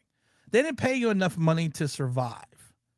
And I turned down the job, and years go by, and I always think about it. And I'm like, could I have done and been something? I'm never a head coach, maybe never even a defensive coordinator, but maybe I could have been a position coach. And I turned down the job. And I remember the person that I turned down the job for, and he was like, you have to remember this. There are a lot of smart people in this league, and there's always people smarter than you. And he's like, and I liked you because of the fact that you came into this with this grounded realism that you never thought that you were the smartest guy in the room, and you never thought, I think that now, but he's like, you never thought you were the smartest guy in the room. And you have to be that way because of the fact that you have to realize there are tons of smart people in the NFL, and every team has smart guys in the NFL. Every team, even if you're a 2-win team or a 1-win team, there are still smart enough guys that are running this organization that the fans don't get it. And so when they make these asinine trades, they're not thinking that the other team has anyone that has any modicum of intelligence. Oilers in the 70 with Dan Pastrini and Campbell, you're right. Anthony says, Tim, you need to do a Bob Papa TD dance in the end. Don't you love it when I call you Bob Papa? If we win, because in the coaches club, they allow you to go on the field after the game. When we win, not if, because I've already claimed it. I've already proclaimed it. I've already put it out there, 27-17. When we win opening night on that Sunday, I will go down into the end zone and I will do the Bob, and I will even bring the music on my phone. I will do the Bob Papa dance. I will do and I want to rephrase it as, don't you love it that I call you Bob Papa dance?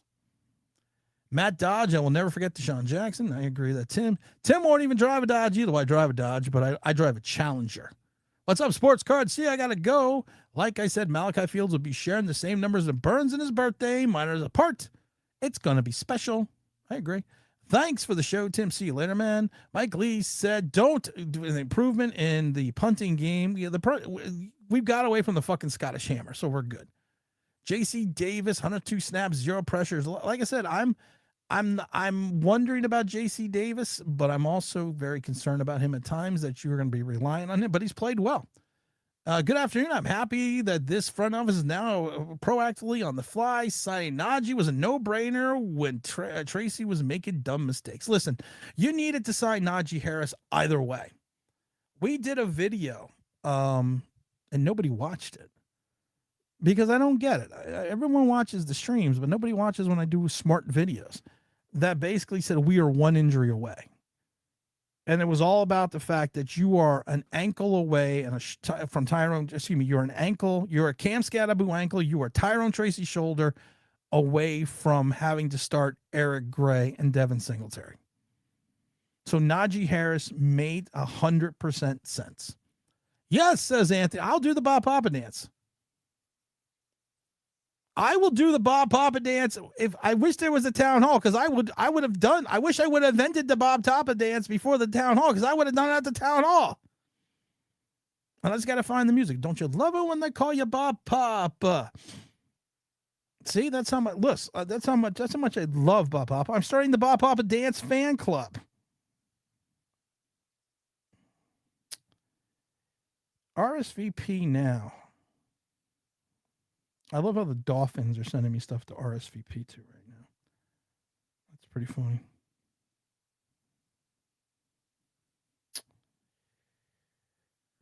I'm pretty tired. But unless we got some other questions. Let's see. I think the block Tracy missed was on him and the speed. Tracy missed it was a bad block. Yeah, I'm waiting to get 70. I can't fucking get 70. I'm sitting here for 2 hours and 15 fucking minutes. What other podcaster, because I'm not a YouTuber, would sit here this long and answer questions without taking super chats? Could you name one? And I'm going to tell you, you can't name one because it's only me, baby. Just me, baby. Just me. One of my favorite lines in Army of Darkness are all men of the future loudmouth braggarts. And he goes, just me, baby. Just me. Let's see here. 67. I only got 66 likes. You should do the Bob Papa dance for Howard Cross. Howard Cross doesn't like me because of James Williams. Good things. We have Tracy's 5th round pick on a rookie deal. You're right. Douglas says, you have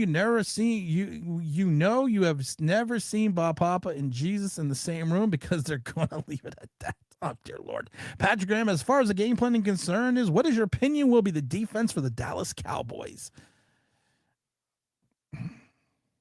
No, I don't want them to gain another yard. You blitz all night! That's what I think the game plan is going to be. I think Coach Yost needs to come out of retirement, and with the deficiencies at time in this secondary, I am bringing the blitz. What's your assignment? Kill the quarterback. Hit the tight end so hard his girlfriend dies. Kill everybody. That's what I'm doing. I'm bringing the pain. I'm going to force, you know what I'm going to do? And it's something we don't do well. I'm going to force them to run. I'm going to bring so much heat and so much pressure this early on in the season for Dak Prescott that he's not going to know what fucking hit him. I am literally bringing the kitchen sink. I think I am going to go home, grab the kitchen sink, and bring it to the game because I am bringing the pain. I am doing what they did in The Princess Bride, and I'm making it to the pain. I'm going to try to cover my deficiencies. I'm going to try to create 3 and outs with a hellacious pass rush, and then I'm going to take that ball, and hopefully Najee Harris is playing, and I'm going to give it to Najee Harris, Cam Scatterbo, and Tyrone Tracy. And I'm just going to sit there and watch them work. I'm going to grind out the clock. I'm going to make Dallas make mistakes. I'm going to bring the pass rush so Dallas will beat themselves. That's what I'm going to do. Trade option for week 6. It's not even week 1. Tim, you should have at least 100,000 subscribers. I don't care. I always laugh with, and I always get a kick out of Joe Ferris because he makes his little funny comments and stuff about things like that. The subscriber count never mattered to me. It still never matters to me.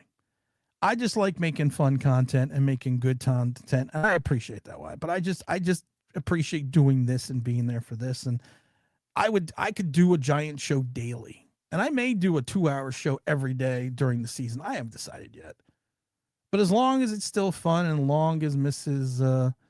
Online Big Blue allows me to do it, and as long as I have the time to do it, and like I said, right now we got school starting up next week, so it's going to be tough, but we're going to work. We're going to figure it out. I think we're going to stay at our 11:15 side. Get AI to rework the song for you. Don't get a copyright strike. I don't care if it's shit about copyright strikes. I don't care about copyright strikes because you know what? You can't get a strike unless you swing. Well, you could technically, but you know what I mean. Mike Les says, that's what she said. That's what she said. I think more people don't watch you because you're too realistic. I think that's probably true, and I don't care because honestly, like I said, we have 4 million downloads or views on YouTube, which I think is great for the little channel that could. In 1 year, we had 2.5 million downloads on the podcast, which is fantastic. So, I mean, I think, and more people follow us on the podcast than they do on the YouTube channel, which I find interesting because basically this is the show that's the podcast. But we cut it up and we do fun things. And I also do some exclusive Bleav podcast stuff. So it is what it is. I have fun doing it. As long as I have fun doing it, that's all that matters. And as long as I get to hang out with a lot of great people and talk a lot of great Giants, because I've always said it before, I think we have some of the most astute and intelligent Giant fans that are out there. And even sometimes we have people come in here that hate us. By the end of the day, they love us. Let's see. I'm starving now. Tim, let's see. I will rock with Tim's content because it's not cookie cutter bullshit. Well, I appreciate that. Mrs. T said it best. What's your prediction? Pain. I used to have that. I'm not going to find. I'm too tired. I'm too tired. It's a long day. Let's close it out. Let's finish the last of. Let's see here. Man, there's football talk here. This show is stinking truth, my fan. I appreciate that. Mike Lee says, if Tim was worried about copyrights, he wouldn't be streaming from the stadium. I get copyright strikes all the time. I get letters from the NFL because they don't like when I stream the opening ceremonies from the Giant games and the kickoff. They get mad. Because I guess it was against the express written consent of the NFL. I love it. I get those letters. I hang them up. They're hanging up on the wall over on the other side of the office. Fuck them. Let's see. I used Tim to bring me down to reality when the fan size pops up on me too much. Philly 500 makes the video every day. How the Eagles just signed the best player in the world. Well, that's called Chode Sports here. Let's see here. This is why I like you, Tim. Straight up and real. I appreciate that. Fun facts. We beat we beat Easel beat the Terran for the team. Remember the Titans in 2004 regionals. Oh, I didn't know that. That's interesting. All right, guys. I'm pretty tired. Think I'll go home now. I appreciate the 160 people that are still watching and listening on multiple platforms. This is Tim. This is York Giants Straight Talk. Does the commissioner sign those letters? No, they come from the NFLPA offices. I mean, not PFL. They come from the NFL legal offices. It's kind of funny, but whatever. But like I said, I can't keep answering questions because I've already played it. I'm pretty tired.